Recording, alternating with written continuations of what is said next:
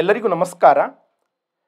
ಆತ್ಮೀಯ ಸ್ಪರ್ಧಾ ಮಿತ್ರರೇ, ತಮ್ಮೆಲ್ಲರಿಗೂ ಗೊತ್ತಿರುವ ಹಾಗೆ ಮುಂಬರುವ ದಿನಗಳಲ್ಲಿ ಅಬಕಾರಿ ಇಲಾಖೆಯಲ್ಲಿ ಎಕ್ಸೈಸ್ ಸಬ್ ಇನ್ಸ್ಪೆಕ್ಟರ್ ಮತ್ತು ಎಕ್ಸೈಸ್ ಕಾನ್ಸ್ಟೇಬಲ್ ಅಥವಾ ಎಕ್ಸೈಸ್ ಗಾರ್ಡ್ ಅಂತ ಏನು ಕರಿತೀವಿ, ಈ ಹುದ್ದೆಗಳ ನೇಮಕಾತಿಯ ಸಂಬಂಧಪಟ್ಟ ಹಾಗೆ ಈಗಾಗಲೇ ಸರ್ಕಾರದಿಂದ ಒಂದು ಅಧಿಕೃತ ಮಾಹಿತಿ ಅನ್ನೋದಕ್ಕಿಂತ ನಮಗೆ ಒಂದು ಫಾಕ್ಸ್ ಸಿಕ್ಕಿದೆ.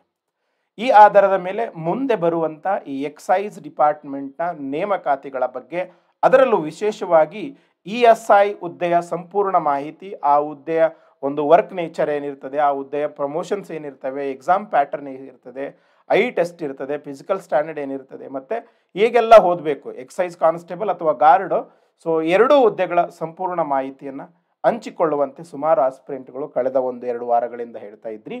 ಈ ವಿಡಿಯೋದಲ್ಲಿ ಆ ಎರಡೂ ಹುದ್ದೆಗಳ ಸಂಪೂರ್ಣ ಮಾಹಿತಿಯನ್ನು ಹಂಚ್ಕೊಳ್ತೇನೆ. ಸ್ಟಾರ್ಟಿಂಗ್ನಿಂದ ಎಂಡ್ ತನಕ ನೋಡಿ, ಖಂಡಿತ ನಿಮಗೆ ತುಂಬ ಮಾಹಿತಿ ಸಿಗುತ್ತೆ.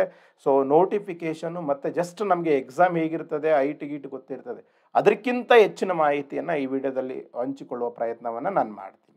Let us start the video. ಈ ವಿಡಿಯೋದಲ್ಲಿ ಏನೆಲ್ಲ ಇರುತ್ತೆ ಅಂತ ಕೇಳಿದರೆ, ಎಕ್ಸೈಸ್ ESI ಮತ್ತು ಕಾನ್ಸ್ಟೇಬಲ್, ಅದನ್ನು ಗಾರ್ಡು ಕೂಡ ಕರೀತಾರೆ, ಒಟ್ಟಿನಲ್ಲಿ ಕಾನ್ಸ್ಟೇಬಲ್ ಮಟ್ಟದ ಹುದ್ದೆ ಆಗಿರ್ತದೆ. ಆ ಹುದ್ದೆಗಳ ಪರಿಚಯ, ಇಟ್ ಮೀನ್ಸ್ ಅಬಕಾರಿ ಇಲಾಖೆ ಅಂದ್ರೆ ಏನು, ಹೇಗೆ ವರ್ಕ್ ಇರ್ತದೆ, ವರ್ಕ್ ನೇಚರ್ ಏನು ಅನ್ನೋದರ ಬಗ್ಗೆ ಈ ಒಂದು ಹೆಡ್ಡಿಂಗಲ್ಲಿ ಹೇಳ್ತೀನಿ. ನೆಕ್ಸ್ಟು ESI ಹುದ್ದೆಯ ಪ್ರಮೋಷನ್ಸ್, ಇಟ್ ಮೀನ್ಸ್ ಅಲ್ಲಿ ESI ಹುದ್ದೆ ಬಂದಿದೆ ಅಂದರೆ ಅಲ್ಲಿ ಕಾನ್ಸ್ಟೇಬಲ್ ಇದ್ದೇ ಇರ್ತದೆ. ಎಲ್ಲಿಯ ತನಕ ಪ್ರಮೋಷನ್ ಆಗುತ್ತೆ, ಮತ್ತು ಆ ಒಂದು ESI ಹುದ್ದೆಯಲ್ಲಿ ಲೈಫ್ ಹೇಗಿದೆ ಅನ್ನೋದನ್ನು. It may not be 100%, at least ಒಬ್ಬ ಆಸ್ಪಿರೆಂಟ್ಗೆ ಮಿನಿಮಮ್ ಗೊತ್ತಿರಬೇಕು. ಯಾಕಂತ ಕೇಳಿದ್ರೆ, ನಾವು ಓದುತ್ತಿರುವ ಸಂದರ್ಭದಲ್ಲಿ ಆರಂಭದ ದಿನಗಳಲ್ಲಿ ಬರೀ ಎಕ್ಸಾಮ್ ಬಗ್ಗೆ ಗೊತ್ತಿತ್ತು.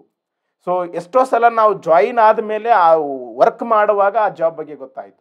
ಇಲ್ಲಿ ನಾನು 100% ನಾನು ಹೇಳಕ್ಕೂ ಆಗೋದಿಲ್ಲ, ಅಟ್ಲೀಸ್ಟ್ ಒಂದು 20-30% ಆದರೂ ಕೂಡ ಒಬ್ಬ ಆಸ್ಪಿರೆಂಟಿಗೆ ಗೊತ್ತಾದರೆ ಇನ್ನೂ ಜಾಸ್ತಿ ಉತ್ಸಾಹದಿಂದ, ಎನರ್ಜಿಯಿಂದ, ಒಂದು ಕಾನ್ಫಿಡೆನ್ಸ್ನಿಂದ ಓದಬಹುದು ಅನ್ನೋ ಕಾರಣಕ್ಕೆ ಒಟ್ಟು ಹುದ್ದೆಗಳ ಸಂಖ್ಯೆ, ಇವಾಗ ಸಂಭಾವ್ಯ ಪೋಸ್ಟ್ಗಳು ಎಷ್ಟು ಆಗಬಹುದು, ಮತ್ತು ಕ್ವಾಲಿಫಿಕೇಷನ್ನು ಮತ್ತು ಏಜ್ ಲಿಮಿಟು, ಟೆಸ್ಟ್ ಇರಬೇಕು, ಯಾವೆಲ್ಲ ಫಿಸಿಕಲ್ ಟೆಸ್ಟ್ ಇರ್ತವೆ, ಆ್ಯಂಡ್ ಸಿಲೆಬಸ್ ಏನಿದೆ, ಎಕ್ಸಾಮ್ ಪ್ಯಾಟರ್ನ್ ಹೇಗಿದೆ, ಫಸ್ಟ್ ಫಿಸಿಕಲ್ ಮಾಡ್ತಾರೆ, ರಿಟರ್ನ್ ಮಾಡ್ತಾರೆ, ಹೀಗೆ ವಿವಿಧ ಅಂಶಗಳನ್ನು ಇಲ್ಲಿ ನೋಡ್ತೀವಿ.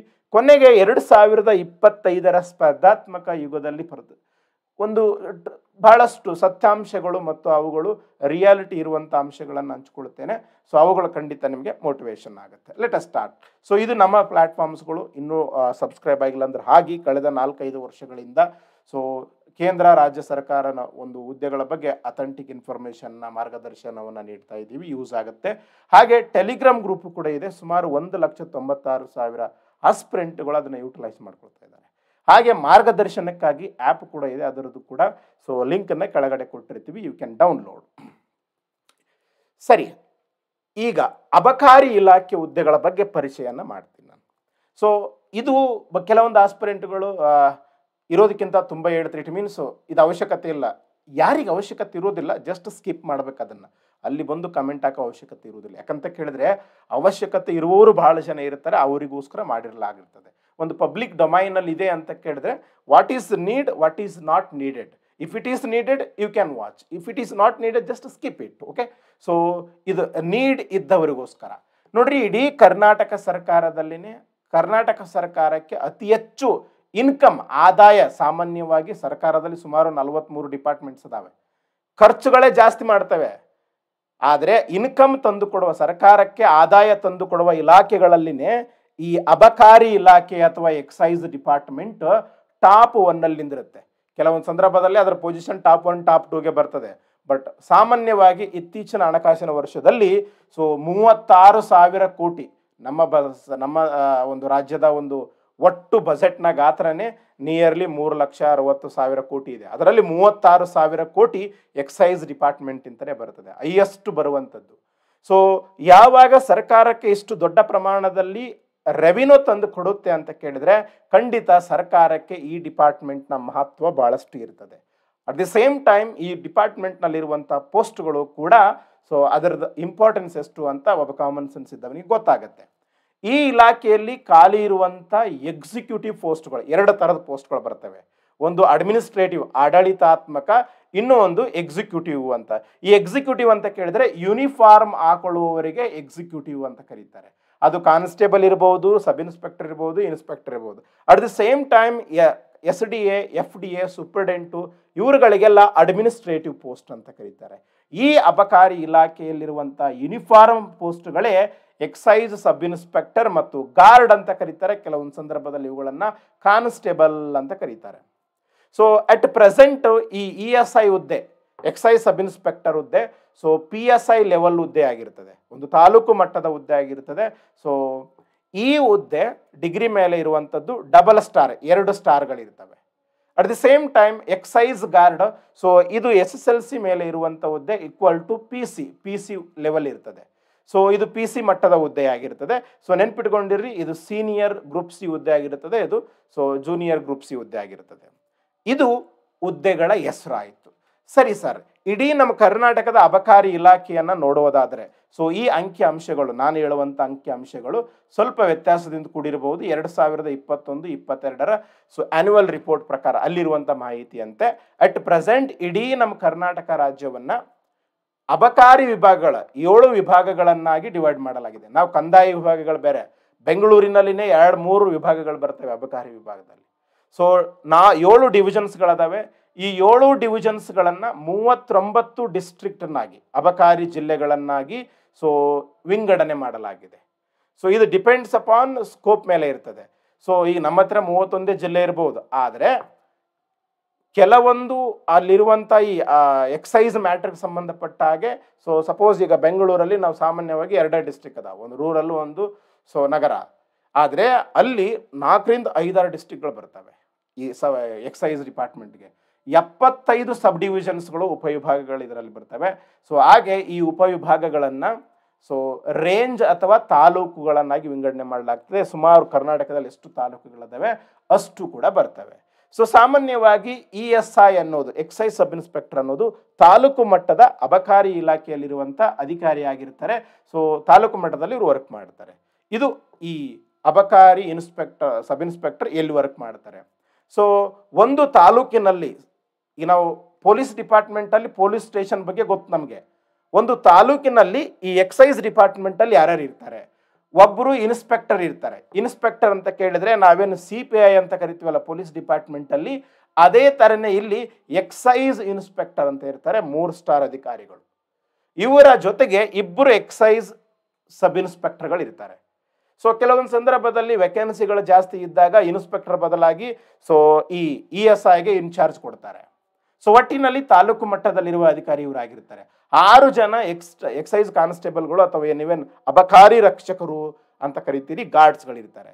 ಸೊ 3 ಜನ ಹೆಡ್ ಕಾನ್ಸ್ಟೇಬಲ್ಗಳಿರ್ತಾರೆ. ಸೊ ಒಬ್ಬ ಡ್ರೈವರ್, ಗೌರ್ಮೆಂಟ್ ಡ್ರೈವರ್ ಇರ್ತಾನೆ, ಒಬ್ಬ ಟೈಪಿಸ್ಟ್, ಇವರೆಲ್ಲ ಅಡ್ಮಿನಿಸ್ಟ್ರೇಟಿವ್ ಸ್ಟಾಫ್, SDA.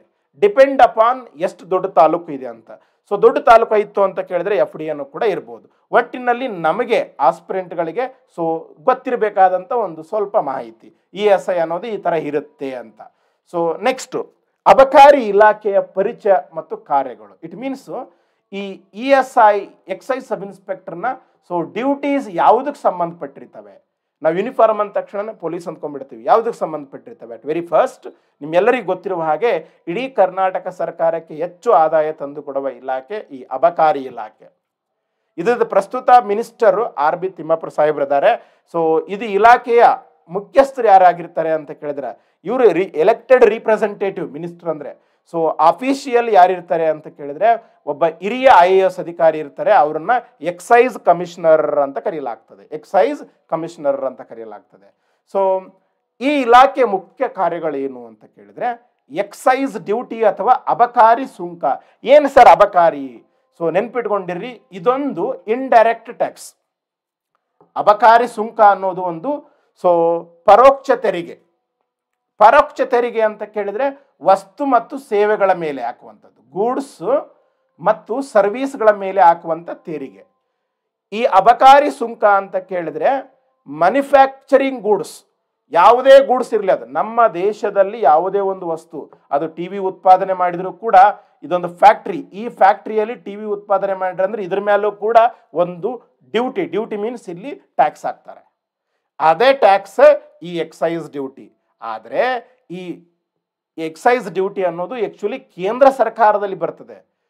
ಆ ಎಕ್ಸೈಸ್ ಡ್ಯೂಟಿಯಲ್ಲಿನೇ ಈ ಏನು ಆಲ್ಕೋಹಾಲ್ ಬರುತ್ತಲ್ಲ, ಸೊ ಈ ಆಲ್ಕೋಹಾಲ್ ಅಥವಾ ಮದ್ಯ ಇದಕ್ಕೆ ಮಾತ್ರ ರಾಜ್ಯಗಳ ಒಂದು ಮೇಲ್ವಿಚಾರಣೆಯಲ್ಲಿ ಬರುತ್ತದೆ. ಸಾಮಾನ್ಯವಾಗಿ ಇದು ಕೇಂದ್ರ ಸರ್ಕಾರದ ಎಕ್ಸೈಸ್ ಡ್ಯೂಟಿ ಅಂತ ಜನರಲ್ ಆಗಿ ತಗೊಂಡ್ರೆ, ಆದರೆ ಎಲ್ಲ ಉತ್ಪಾದನೆ ಮಾಡುವ ವಸ್ತುಗಳು, ಭಾರತದ ಭೂಪ್ರದೇಶದಲ್ಲಿ ಉತ್ಪಾದನೆ ಮಾಡುವ ವಸ್ತುಗಳ ಮೇಲೆ ಎಕ್ಸೈಸ್ ಡ್ಯೂಟಿ ಬರ್ತದೆ. ಸೊ ಆಲ್ಕೋಹಾಲ್ಗೂ ಕೂಡ ಬರುತ್ತೆ, ಆದರೆ ಅದರದ ನಿಯಂತ್ರಣ ಎಲ್ಲ ರಾಜ್ಯಗಳು ಮಾಡ್ತವೆ. ಯಾಕಂತ ಕೇಳಿದ್ರೆ ರಾಜ್ಯಗಳಿಗೆ ಆದಾಯ ಬೇಕು. ಸೊ ಹೆಚ್ಚು ಕಡಿಮೆ ಎಲ್ಲ ರಾಜ್ಯಗಳಿಗೆ, ನೀವು ಗೋವಾ ರಾಜ್ಯದ ಬಗ್ಗೆ ಕೇಳಿರ್ತೀರಿ, ನೀವು ಗೋವಾ ಸ್ಟೇಟ್ ಬಗ್ಗೆ. ಈ ಗೋವಾ ರಾಜ್ಯದಲ್ಲಿ ಈ ಆಲ್ಕೋಹಾಲ್ ಅನ್ನೋದು ಬಹಳಷ್ಟು ಕಡಿಮೆ ಸಿಗುತ್ತೆ. ಕಾರಣ ಅವರು ಕಡಿಮೆ ಟ್ಯಾಕ್ಸ್ ಹಾಕ್ತಾರೆ ಅಷ್ಟೇ, ಮತ್ತೇನಿಲ್ಲ. ಬೇರೆ ರಾಜ್ಯಗಳಿಗೆ ಕಂಪ್ಯಾರಿಸನ್ ಮಾಡಿದರೆ ಟ್ಯಾಕ್ಸ್ ಕಡಿಮೆ ಇರ್ತದೆ. ಸೊ ರಾಜ್ಯ ಸರ್ಕಾರಗಳಿಗೆ ಈ ಆಲ್ಕೋಹಾಲ್ ಮೇಲಿರುವಂಥ ಟ್ಯಾಕ್ಸು ಪ್ರಮುಖವಾದಂಥ ಸೋರ್ಸು. ಸೊ ಭಾರತದಲ್ಲಿ ಉತ್ಪಾದನೆ ಮಾಡಿದಂಥ ಒಂದು ಸರಾಯಿ, ಸಿಂಪಲ್ ಆಗಿ ಹೇಳೋದಾದ್ರೆ ಇಂಡಿಯನ್ ಮೇಡ್ ಲಿಕ್ಕರ್ ಅಂತ ಕರಿತೀವಿ. ಸೊ ಬಿಯರ್ಗಳು, ವೈನ್ಗಳು, ಹೀಗೆ ಈ ಮದ್ಯಪಾನಕ್ಕೆ ಸಂಬಂಧಪಟ್ಟ ವಸ್ತುಗಳ ಮೇಲೆ ಹಾಕುವಂಥ ಒಂದು ತೆರಿಗೆಗೆ ಅಬಕಾರಿ ಸುಂಕ ಅಂತ ಕರಿತೀವಿ. ಸೊ ಈ ಅಬಕಾರಿ ಇಲಾಖೆ ಅಬಕಾರಿ ಇಲಾಖೆ ಅಧಿಕಾರಿಗಳ ಕೆಲಸ ಏನು ಅಂದರೆ ಎಕ್ಸೈಸ್ ಡ್ಯೂಟಿಯನ್ನು ಸಂಗ್ರಹಿಸುವಂಥದ್ದು. ನೆಕ್ಸ್ಟು ಎರಡನೇದು, ಎಲ್ಲ ಅಬಕಾರಿ ವಸ್ತುಗಳು, ಇಟ್ ಮೀನ್ಸ್ ಎಲ್ಲ ಅಬಕಾರಿ ವಸ್ತುಗಳು ಅಂತ ಕೇಳಿದ್ರೆ, ಸೊ ಬಿಯರ್ ಬಂತು, ಎಂಡ, ಟೊಡ್ಡಿ ಅಂತ ಕರಿತೀರಿ, ಏನಂತ ಕರಿತೀರಿ, ಸೊ ಸಿಂಧಿ ಅಂತ ಲೋಕಲ್ ಆಗಿ ಕರಿತೀವಿ. ಸೊ ಹೀಗೆ ಈ ನಶೆ ತರುವಂಥ ಏನು ವಸ್ತುಗಳು, ಇಂಟಾಕ್ಸಿಕೇಟಿಂಗ್ ವಸ್ತುಗಳಂತ ಕರಿತೀವಲ್ಲ, ಸೊ ಈವನ್ ಡ್ರಗ್ಸು ಕೂಡ ಇದರಲ್ಲಿ ಕವರ್ ಆಗ್ತದೆ, ಎಕ್ಸೈಸ್ ಡಿಪಾರ್ಟ್ಮೆಂಟ್ ವ್ಯಾಪ್ತಿಯಲ್ಲಿ ಬರುತ್ತೆ. ಅವುಗಳ ಉತ್ಪಾದನೆ, ಅವುಗಳ ಟ್ರಾನ್ಸ್ಪೋರ್ಟೇಷನ್ನು, ಅವುಗಳನ್ನು ಹೊಂದುವಂಥದ್ದು, ಅವುಗಳ ಮಾರಾಟ. ಸೊ ನೀವೆಲ್ಲ ಹಳ್ಳಿಗಳಲ್ಲಿ ಎಲ್ಲ ಕಡೆಗೆ ನೋಡ್ಬೋದು, ಬಾರ್ಗಳಿರ್ತವೆ, ಸಣ್ಣ ಸಣ್ಣ ಕಿರಾಣ ಶಾಪ್ಗಳು, ರಿಟೇಲ್ ಶಾಪ್ಗಳು ಹಳ್ಳಿಗಳಲ್ಲೆಲ್ಲ ಮಾರ್ತಿರ್ತಾರೆ. ಸೊ ಲೈಸೆನ್ಸ್ ಇದ್ರೆ ಮಾತ್ರ ಅದು ಲೀಗಲ್, ಲೈಸೆನ್ಸ್ ಇಲ್ಲಾರದೆ ಮಾರಿದರೆ ಅದು ಇಲ್ಲೀಗಲ್. ಅಂತ ಲೈಸೆನ್ಸ್ಗಳನ್ನು ನೀಡುವಂಥದ್ದು ಮತ್ತು ಅವುಗಳನ್ನು ರಿನಿವಲ್ ಮಾಡಿಸುವಂಥ ಕೆಲಸ ಯಾರ್ದಾಗಿರ್ತದೆ, ಸೊ ಅಬಕಾರಿ ಇಲಾಖೆ ಅಧಿಕಾರಿಗಳದಾಗಿರ್ತದೆ. ಯಾವುದೇ ಇಲ್ಲೀಗಲ್ ಆಗಿ, ಸೊ ಸಪೋಸ್ ಹಳ್ಳಿಗಳಲ್ಲಿ ನೋಡ್ತೀವಿ ನಾವು, ಕಿರಾಣ ಶಾಪಲ್ಲಿ ಈ ಸರಾಯಿ ಮಾರ್ತಿರ್ತಾರೆ, it means that is illegal, but that is other thing. ಹೆಂಗೆ ಮಾರ್ತಾರೆ ಅನ್ನೋದು ನಿಮ್ಗೆ ಗೊತ್ತಿರುವಂಥದ್ದು. ಹೀಗೆ ಅಂತ ಇಲ್ಲೀಗಲ್ ಮಾಡುವಂಥದ್ದು, ಮತ್ತು ಈ ಕಳ್ಳಬಟ್ಟಿ ಸರಾಯಿ ಅಂತ ಕೇಳಿರ್ತೀರಿ ನೀವೆಲ್ಲ, ಅವುಗಳ ಉತ್ಪಾದನೆ ಮತ್ತು ಮಾರಾಟವನ್ನು ಏನಾದರೂ ಇದ್ದರೆ ಅಂಥವ್ರ ಮೇಲೆ ನೀವು ಕೇಸ್ ಹಾಕುವಂಥ ಒಂದು ಜವಾಬ್ದಾರಿ ಯಾರ್ದಿರ್ತದೆ, ಅಬಕಾರಿ ಇಲಾಖೆ ಇರ್ತದೆ. ಸೊ ಪೊಲೀಸ್ ಇಲಾಖೆನೂ ಕೂಡ ಮಾಡ್ಬೋದು. ಸೊ ಆ ಪೊಲೀಸ್ ಇಲಾಖೆ ಫೈನಲ್ ಆಗಿ ಅಬಕಾರಿ ಇಲಾಖೆಗೆ ಅದರ ಜವಾಬ್ದಾರಿ ಇರ್ತದೆ. ಲೈಸೆನ್ಸ್ ಮಳಿಗೆಗಳು ಆಗಾಗ ಪರಿಶೀಲನೆ, ಇಟ್ ಮೀನ್ಸ್ ಬಾರ್ಗಳಿಗೆ, ಸೊ ಎಲ್ಲೆಲ್ಲಿ ಈ ಕೆಲವೊಂದು ಈ ಮದ್ಯವನ್ನು ಉತ್ಪಾದನೆ ಮಾಡುವ ಸ್ಥಳಗಳಿರ್ತವೆ, ಡಿಸ್ಟಿಲರೀಸ್ ಅಂತ ಕರಿತೀವಿ, ಅವುಗಳಿಗೆ ಆಗಾಗ ಇನ್ಸ್ಪೆಕ್ಷನ್ ಮಾಡಬೇಕು, ಕರೆಕ್ಟಾಗಿ ಮಾಡ್ತಾ ಇದ್ದಾರಾ, ಏನಾದರೂ ಪಾಯ್ಸನ್ ಇದೆನಾ, ಈ ಒಂದು ಕಂಟೆಂಟ್ ಜಾಸ್ತಿ ಇದೆನಾ, ಇಂಥವುಗಳನ್ನು ಆವಾಗ ಸೊ ಇನ್ಸ್ಪೆಕ್ಷನ್ ಮಾಡಬೇಕಾಗತ್ತೆ. ಸೊ ಏನಾದರೂ ಇಲ್ಲಿಗಲ್ ಕಂಡು ಬಂದಾಗ ರೈಡ್ ಮಾಡ್ತಾರೆ. ಇದು ಅಬಕಾರಿ ಅಧಿಕಾರಿಗಳ ಕೆಲಸ ಇರ್ತದೆ. ಹಾಗೆ ರಾಷ್ಟ್ರೀಯ ಹೆದ್ದಾರಿ ಮತ್ತು ರಾಜ್ಯ ಹೆದ್ದಾರಿಗಳಲ್ಲಿ ಸೊ ಅಂತರ್ರಾಜ್ಯ, ಇಂಟರ್ ಸ್ಟೇಟ್ ಬಹಳಷ್ಟು ಸಲ, ಫಾರ್ ಎಕ್ಸಾಂಪಲ್ ಆಂಧ್ರ ಇದೆ, ಆಂಧ್ರ ಕರ್ನಾಟಕದಲ್ಲಿ ಈ ಆಲ್ಕೋಹಾಲ್ ಜಾಸ್ತಿ ರೇಟಿಗೆ ಸಿಕ್ಕರೆ ಆಂಧ್ರದಲ್ಲಿ ಕಮ್ಮಿ ಸಿಗುತ್ತೆ. ಸೊ ಗೋವಾದಲ್ಲಿ ಕಡಿಮೆ ರೇಟಿಗೆ ಸಿಕ್ಕರೆ ಕರ್ನಾಟಕದಲ್ಲಿ ಜಾಸ್ತಿ ಸಿಗುತ್ತೆ. ಅಂಥ ಸಂದರ್ಭದಲ್ಲಿ ಕುಡುಕರು ಅಥವಾ ಮಾರುವವರು ಇಲ್ಲಿಗಲ್ ಆಗಿ ಲಾಭ ಮಾಡ್ಬೇಕಂತ ಅಂದ್ರು ಏನು ಮಾಡ್ತಾರೆ, ಸೊ ಟ್ರಾನ್ಸ್ಪೋರ್ಟೇಷನ್ ಮಾಡ್ತಾರೆ. ಆ ಸಂದರ್ಭದಲ್ಲಿ ಸೊ ಚೆಕ್ ಪೋಸ್ಟ್ಗಳು ಅಂತ ಕರಿತೀವಲ್ಲ, ಹಾಗೆ ರಾಜ್ಯ ಮತ್ತು ರಾಷ್ಟ್ರೀಯ ಹೆದ್ದಾರಿಗಳಲ್ಲಿ ಚೆಕ್ ಪೋಸ್ಟ್ಗಳನ್ನು ಹಾಕಿ ಅಲ್ಲಿ ಸೊ ಕರ್ತವ್ಯಗಳನ್ನು ಮಾಡಬೇಕಾಗತ್ತೆ. ಅಬಕಾರಿ ಕಾನೂನಿನ ಒಂದು ಸೂಕ್ತ ಜಾರಿ, ಸೊ ಎಕ್ಸೈಸ್ ಆ್ಯಕ್ಟ್ ಅಂತ ಇದೆ, ಆ ಎಕ್ಸೈಸ್ ಆ್ಯಕ್ಟನ್ನು ಕರೆಕ್ಟಾಗಿ ಇಂಪ್ಲಿಮೆಂಟ್ ಮಾಡಿ. ಸೊ ಇವೆಲ್ಲ ಜಾಸ್ತಿ ಈ ಆಲ್ಕೋಹಾಲ್ ಕಂಟೆಂಟ್ ಮೇಲೆ ಜಾಸ್ತಿ ಟ್ಯಾಕ್ಸ್ ಹಾಕಲಾಗ್ತದೆ. ರೀಸನ್ ಏನು ಗೊತ್ತೇನ್ರಿ, ಪುಸ್ತಕದಾಗ ಇರೋದೇನು ಅಂತ ಕೇಳಿದ್ರೆ, ಟ್ಯಾಕ್ಸ್ ಜಾಸ್ತಿ ಹಾಕಿದರೆ ರೇಟ್ ಜಾಸ್ತಿ ಆಗ್ತದೆ, ರೇಟ್ ಜಾಸ್ತಿ ಹಾಕಿದರೆ ಕುಡಿಯೋರು ಕಮ್ಮಿ ಕುಡಿತಾರೆ ಅಂತ. But very bad thing, reality ಏನಂದರೆ, ಸೊ ಕುಡಿಯೋರು ಟ್ಯಾಕ್ಸು ಈ ಒಂದು ರೇಟು ಲೆಕ್ಕನೇ ಹಾಕುವುದಿಲ್ಲ. At the same time so ಎಷ್ಟು ಆಲ್ಕೋಹಾಲ್ ಕಂಟೆಂಟ್ ಇರಬೇಕು, ಯಾವ್ಯಾವ ಒಂದು ಇಂಗ್ರೀಡಿಯೆಂಟ್ಸ್ ಇರಬೇಕು ಅನ್ನೋದನ್ನು ಕೂಡ ಸೊ ಆವಾಗ ಚೆಕ್ ಮಾಡುವ ಮುಖಾಂತರ ಒಂದು ಈ ಆರೋಗ್ಯದ ಮೇಲೆ ಒಂದು ಕಾಳಜಿ ವಹಿಸಲಾಗುತ್ತದೆ ಅನ್ನೋದು ಪುಸ್ತಕದಾಗಿರುವಂಥದ್ದು. ಇಟ್ ಮೀನ್ಸ್ ಕಾಯ್ದೆಯಲ್ಲಿರುವಂಥ ಒಂದು ಪದ. ನೆಕ್ಸ್ಟ್ ಹಾಗೆ NDPS ಅಂತ ಕೇಳಿದ್ರೆ ಸಿಂಪಲ್ ಆಗಿ ಹೇಳೋದಾದ್ರೆ ಡ್ರಗ್ಸ್. ಸೊ ಇವೆಲ್ಲ ಗಾಂಜಾ ಅವು ಇವು ಸಿಕ್ಕಾಪಟ್ಟಿ ಬರ್ತಾವೆ ನೋಡ್ರಿ, ಟ್ಯಾಬ್ಲೆಟ್ಸಲ್ಲಿ ಬರ್ತವೆ, ಸಿರೂಪಲ್ಲಿ ಬರ್ತವೆ, 28 ಥರದ ಡ್ರಗ್ಸ್. ಅದರಲ್ಲಿ ದೊಡ್ಡ ಸಿಟಿಗಳಲ್ಲಂತೂ ಸೊ ಇದು ಮಾರಾಟ ಕೂಡ ಅಷ್ಟೇ ಫೇಮಸ್ಸು, ಇದು ಒಂದು ಫ್ಯಾಷನ್ ಆಗಿಬಿಟ್ಟದ್ದು ಇವತ್ತಿನ ಯಂಗ್ ಜನರೇಷನ್ಗೆ. ಇಂಥ ಡ್ರಗ್ಸ್ಗೆ ಸಂಬಂಧಪಟ್ಟ ಹಾಗೆ ಸೊ ಎಲ್ಲ ಥರದ ಡ್ರಗ್ಸ್ಗಳನ್ನು ಇವರು ವಶಪಡಿಸಿಕೊಳ್ಳುವಂಥ ಮತ್ತು ಅಂಥವರ ಮೇಲೆ ಕೇಸ್ ಹಾಕುವಂಥ ಸಂಪೂರ್ಣ ಅಧಿಕಾರ ಇರ್ತದೆ. ಸೊ ಕೆಲವು ಸಂದರ್ಭದಲ್ಲಿ ನೀವು ಪೊಲೀಸರು ಕೂಡ ಹಿಡಿತಾರೆ, ಬಟ್ ಪೊಲೀಸರು ಫೈನಲ್ ಆಗಿ ಸೊ ಅವರಿಗೂ ಕೂಡ NDPS ಆ್ಯಕ್ಟಲ್ಲಿ ಅವರಿಗೂ ಪವರ್ ಇದೆ, ಸೊ ಇವರಿಗೂ ಸ್ಪೆಸಿಫಿಕ್ ಆಗಿ ಪವರ್ ಇದೆ. ಸೊ ಹೀಗೆ ಈ ಮೇಲಿನ ಎಲ್ಲ ಕೆಲಸಗಳನ್ನು ಎಕ್ಸೈಸ್ ಸಬ್ ಇನ್ಸ್ಪೆಕ್ಟರ್ ಮಾಡಬೇಕಾಗತ್ತೆ. ಇದು ಎಕ್ಸೈಸ್ ಸಬ್ ಇನ್ಸ್ಪೆಕ್ಟರ್ ಜಾಬ್ ಹೇಗಿರುತ್ತೆ ಅಂತ. ಈಗ ಎಕ್ಸೈಸ್ ಸಬ್ ಇನ್ಸ್ಪೆಕ್ಟರ್ ಸೊ ಆದರೆ ಮುಂದೆ ನಾವು ಎಲ್ಲಿ ತನಕ ಹೋಗ್ಬೋದು ಸರ್? ಅಟ್ ವೆರಿ ಫಸ್ಟ್ ಅಬಕಾರಿ ಇಲಾಖೆಯನ್ನು ಅಲ್ಲಿರುವಂಥ ಒಂದು ಸಿಬ್ಬಂದಿಗಳನ್ನು 2 ಭಾಗ ಮಾಡಲಾಗ್ತದೆ. ಒಂದು ಅಡ್ಮಿನಿಸ್ಟ್ರೇಟಿವ್ ಸ್ಟಾಫ್, ಇನ್ನೊಂದು ಎಕ್ಸಿಕ್ಯೂಟಿವ್ ಸ್ಟಾಫ್. ಸೊ ಎಕ್ಸಿಕ್ಯೂಟಿವ್ ಅಂತ ಕೇಳಿದ್ರೆ ಏನು ಯೂನಿಫಾರ್ಮ್ ಹಾಕೊಂಡಿರ್ತಾರೆ, ಕಾನ್ಸ್ಟೇಬಲ್ನಿಂದ up to so joint commissioner ತನಕ ಇರ್ತಾರೆ. Uniform ಹಾಕೊಂಡಿರೋರಿಗೆ executive. ಅಡ್ಮಿನಿಸ್ಟ್ರೇಟಿವ್ ಅಂತ ಕೇಳಿದ್ರೆ SDA FDA ಸೊ ಇವರುಗಳಿಗೆ ಅಡ್ಮಿನಿಸ್ಟ್ರೇಟಿವ್, ಅವರು ಯೂನಿಫಾರ್ಮ್ ಇರುವುದಿಲ್ಲ. ಸೊ ಇವರುಗಳಿಗೆ KPSC ನಡೆಸುವಂಥ SDA FDA ಎಕ್ಸಾಮ್ ಮುಖಾಂತರ ಸೊ ಅವ್ರು ಬರ್ತಾರೆ. ಓಕೆ, ಇಲ್ಲಿ ನಾವು ಮಾತಾಡಬೇಕಾಗಿರೋದು executive staff. So they are nothing but uniform ಇರುವಂಥ ಸಿಬ್ಬಂದಿ. ಸೊ ಯಾರಿಗೆ 168 ಐಟ್ ಇಲ್ಲ ಸರ್, ನಾನು ಕಮ್ಮಿ ಇದೆ ಅನ್ನೋರು, ನಾನು ಸ್ಟಾರ್ ಬೇಕು, ನನಗೆ ಯೂನಿಫಾರ್ಮ್ ಬೇಕು ಅನ್ನೋರು ಎಕ್ಸೈಸ್ ಡಿಪಾರ್ಟ್ಮೆಂಟಲ್ಲಿರುವಂಥ ಈ 2 ಪೋಸ್ಟ್, ಅದರಲ್ಲೂ ವಿಶೇಷವಾಗಿ ESI ಪೋಸ್ಟು ನಿಮಗೆ ಹೇಳಿ ಮಾಡಿಸಿದ್ದು. ಸೊ ಇಟ್ ಮೀನ್ಸ್ ಓದಬೇಕು. ಹೇಳಿ ಮಾಡಿಸಿದ್ದಂಥ ತಕ್ಷಣವೇ ಆಸೆ ಪಡುವವರು ಸಾವಿರಾರು ಜನ ಇದ್ದಾರೆ, ಓದುವವರು 100 ಜನ ಇದ್ದಾರೆ, ಆಯ್ಕೆ ಆಗುವವರು ಬೆರಳೆಣಿಕೆ ಅಷ್ಟಿರ್ತಾರೆ. ಸೊ ಎಕ್ಸೈಸ್ ಗಾರ್ಡ್ ಫಸ್ಟ್ ಈ ಇಲಾಖೆಯಲ್ಲಿ ನೇರ ನೇಮಕಾತಿ ಆಗುವಂಥ ಎಕ್ಸಿಕ್ಯೂಟಿವ್ ಪೋಸ್ಟ್ ಯಾವುದು ಅಂತ ಕೇಳಿದ್ರೆ ಎಕ್ಸೈಸ್ ಗಾರ್ಡ್. ಇದು CET ಮುಖಾಂತರ ನಡೆಯುವಂಥ ನೇರ ನೇಮಕಾತಿ. It is equal to constable. So SSLC qualification ಇದ್ರೆ ಸಾಕು. So physical standard same 163 centimetre ಎರಡಕ್ಕೂ ಕೂಡ. ಪುರುಷ ಮತ್ತು ಮಹಿಳೆ, ಸೊ ಮೇಲ್ ಆ್ಯಂಡ್ ಫಿಮೇಲ್ ಎರಡೂ ಕೂಡ ಎಲಿಜಿಬಲ್ ಬರ್ತಾರೆ. ಒಂದು ವೇಳೆ ನೀವು ಎಕ್ಸೈಸ್ ಗಾರ್ಡ್ ಆದರೆ ರಿಟೈರ್ಮೆಂಟ್ ಆಗೋ ಹೊತ್ತಿಗೆ ಏನಾದರೂ ನಿಮಗೆ ಸಣ್ಣ ಏಜಲ್ಲಿತ್ತು ಅಥವಾ ಪೋಸ್ಟ್ಗಳು ಖಾಲಿ ಇದ್ದು ಅಂದರೆ ESI ವರೆಗೆ ಪ್ರಮೋಷನ್ ಆಗ್ಬೋದು. ಮತ್ತೆ ಹೇಳ್ತಾ ಇದ್ದೀನಿ ನಾನು, ನೀವೇನಾದರೂ ಸರ್ ನನಗೆ ಛಲ ಇದೆ, ಹಠ ಇದೆ, ನನಗೆ ಓದುವ ಹಂಬಲ ಇದೆ, ನಾನು ದೊಡ್ಡ ಕನಸುಗಾರ, ದೊಡ್ಡ ಸಾಧನೆ ಮಾಡ್ಬೇಕನ್ನೋದು ಇದ್ದರೆ ಸೊ SSLC PUC ಮೇಲೆ ಇರುವಂಥ ಪೋಸ್ಟ್ಗಳಿಗೆ ಬೇಗ ಪ್ರಮೋಷನ್ ಆಗುವುದಿಲ್ಲ. ಇದನ್ನು ಯಾವತ್ತೂ ತಲೆಯಿಟ್ಟುಕೊಂಡಿರಿ. ನೀವು ESI ಯಾವಾಗ ಆಗ್ಬೋದು ಅಂತ ಕೇಳಿದ್ರೆ ರಿಟೈರ್ಮೆಂಟ್ ಇನ್ನೂ 2-3 ವರ್ಷ, 55 56 ಏಜ್. 56-55 ಏಜಲ್ಲಿ ಏನು ಅನುಭವಿಸ್ತೀರಿ ಅದನ್ನು? ಏನೇ ನೀವು ಅಧಿಕಾರ, ಒಂದು ಸಕ್ಸಸ್ಸು, ಒಂದು ಏನು ನಿಮ್ಮ ಜೀವನದಲ್ಲಿ ಸೊ ಸಮಥಿಂಗ್ ನಾವು ಈಗ ಸಕ್ಸಸ್ ಅನ್ನೋದು ಒಬ್ಬೊಬ್ಬರ ಬದುಕಿನಲ್ಲಿ ಒಂದೊಂದು ಥರ ಇರ್ತದೆ. ಅದನ್ನು ಅನುಭವಿಸ್ಬೇಕು ಅಂತ ಕೇಳಿದ್ರೆ ವಯಸ್ಸಿದ್ದಾಗಲೇ, ಆರೋಗ್ಯ ಇದ್ದಾಗಲೇ ಅನುಭವಿಸ್ಬೇಕು. ಹಾಗಾಗಿ ಸೊ ಸಾಧ್ಯವಾದಷ್ಟು ದೊಡ್ಡ ಕನಸನ್ನು ಕಾಣಿ, ಅದಕ್ಕೋಸ್ಕರ ವರ್ಕ್ ಮಾಡಿ ಅದನ್ನು ಸಾಧಿಸಿ. ಸೊ ಇದು ಕಾನ್ಸ್ಟೇಬಲ್ ಬಗ್ಗೆ ಅಥವಾ ಗಾರ್ಡ್ ಬಗ್ಗೆ. ನೆಕ್ಸ್ಟು ಈ ಗಾರ್ಡ್ನವರೇ ನೆಕ್ಸ್ಟ್ ಅದು ತುಂಬ ಸುಮಾರು ವರ್ಷ ಕೆಲಸ ಮಾಡಬೇಕಾಗುತ್ತೆ, 10 ವರ್ಷ 12 ವರ್ಷ ಈ ಥರ ಕೆಲಸ ಮಾಡಿದ ನಂತರ ಹೆಡ್ ಕಾನ್ಸ್ಟೇಬಲ್ ಸೊ ಅಥವಾ ಹಿರಿಯ ಅಬಕಾರಿ ರಕ್ಷಕರು ಅಂತ ಕರೀತಾರೆ. ಸೊ ಈ ಹೆಡ್ ಕಾನ್ಸ್ಟೇಬಲ್ ಆಗ್ತಾರೆ. ಈ ಹೆಡ್ ಕಾನ್ಸ್ಟೇಬಲ್ ಆದವರು ಸೊ ಮ್ಯಾಕ್ಸಿಮಮ್ ESI ತನಕ ಪ್ರಮೋಷನ್ ಹೋಗ್ತಾರೆ. ಇಲ್ಲಿ ASI ಅಂತ ಸಿಂಗಲ್ ಸ್ಟಾರ್ ಬರ್ತದೆ, ಅದು ಇರೋದಿಲ್ಲ. ಅಬಕಾರಿ ಇಲಾಖೆಯಲ್ಲಿ, ಪೊಲೀಸ್ ಇಲಾಖೆಯಲ್ಲಿ ಇರುವ ಹಾಗೆ ಅಸಿಸ್ಟೆಂಟ್ ಸಬ್ ಇನ್ಸ್ಪೆಕ್ಟರ್ ಅಂತ ಬರ್ತದೆ, ಇಲ್ಲ ಅಸಿಸ್ಟೆಂಟ್ ಎಕ್ಸೈಸ್ ಸಬ್ ಇನ್ಸ್ಪೆಕ್ಟರ್ ಅಂತ ಬರುವುದಿಲ್ಲ. ಸೊ ಡೈರೆಕ್ಟಾಗಿ ನೆಕ್ಸ್ಟ್ ESI ಡಬಲ್ ಸ್ಟಾರ್ ಆಫೀಸರೇ ಬರ್ತಾರೆ. ಇದು ನೇರ ನೇಮಕಾತಿ ಡಿಗ್ರಿ ಮೇಲೆ ಆಗುವಂಥ ಒಂದು group C post. It is equal to PSI ಗಿದ್ದ ಹಾಗೆ ಡಬಲ್ ಸ್ಟಾರ್ಗಳಿರ್ತವೆ. ಸೊ ಇವರು ತಾಲೂಕು ಮಟ್ಟದಲ್ಲಿ ಕೆಲಸ ಮಾಡ್ತಾರೆ. ಸೊ ಈ ಹುದ್ದೆಗಿನ ಆಯ್ಕೆ ಆದರೆ ಅಗೇನ್ ಪ್ರಮೋಷನ್ ಅನ್ನೋದು ಪೋಸ್ಟ್ಗಳು ಖಾಲಿ ಇದ್ದರೆ ಮಾತ್ರ, ನಿಮ್ಮ ಏಜ್ ಸಣ್ಣದಿದ್ದರೆ ಮಾತ್ರ. ನಾನು 35 ಏಜಿಗೆ ನಾನು ಸೆಲೆಕ್ಟ್ ಆಗ್ತೀನಿ, ಸೊ ನಾನು ಒಮ್ಮೆ ಸರ್ ಡೆಪ್ಯೂಟಿ ಕಮಿಷನರ್, ಇಲ್ಲಿ DC ಅಂತ ಕೇಳಿದರೆ ಸೊ ಡಿಸ್ಟ್ರಿಕ್ಟ್ ಕಮಿಷನರ್ ಅಲ್ಲ, ಇಲ್ಲಿ ಡೆಪ್ಯೂಟಿ ಕಮಿಷನರ್ ಅಂತ ಎಕ್ಸೈಸ್ ಡಿಪಾರ್ಟ್ಮೆಂಟ್ ಇರ್ತಾರೆ. ಅಲ್ಲಿ ತನಕ ಈವನ್ 1998 ಬ್ಯಾಚ್ನವರು ಸೊ ಜಾಯಿಂಟ್ ಕಮಿಷನರ್ ತನಕ ಆಗಿದ್ದಾರೆ. ಬಟ್ ಈಗ ಆಗೋದು ವಿರಳ. ಯಾಕಂತ ಕೇಳಿದ್ರೆ ಈ ಡಿಪಾರ್ಟ್ಮೆಂಟಲ್ಲಿ ನೇಮಕಾತಿಗಳು ಪ್ರತಿ ವರ್ಷ ನಡೆಯೋದಿಲ್ಲ. 2019 ಹಿಂದೆ ನಡೆದದ್ದು, ಒಮ್ಮೆಗೆ 2025 ಸೊ 5ರಿಂದ 6 ವರ್ಷ. ಇದು ಬೇಗ ಆಯಿತು, ಕೆಲವೊಂದ್ಸಲ 10 ವರ್ಷ ಆದರೂ ನಡೆಯುವುದಿಲ್ಲ. ಹಾಗಾಗಿ ಸೊ ಡೆಪ್ಯೂಟಿ ಕಮಿಷನರ್ ತನಕ ಸೊ SP-ಗಿಂತ ಮೇಲೆ ಇದು A ಗ್ರೇಡ್ ಪೋಸ್ಟ್ ಇರ್ತದೆ, ಅಲ್ಲಿ ತನಕ ಇವರು ಪ್ರಮೋಷನ್ ಆಗ್ತಾರೆ ರಿಟೈರ್ಮೆಂಟ್ ಆಗುವಾಗ. ಸೊ ಇದು ESI ಎಕ್ಸೈಸ್ ಸಬ್ ಇನ್ಸ್ಪೆಕ್ಟರ್ ಬಗ್ಗೆ.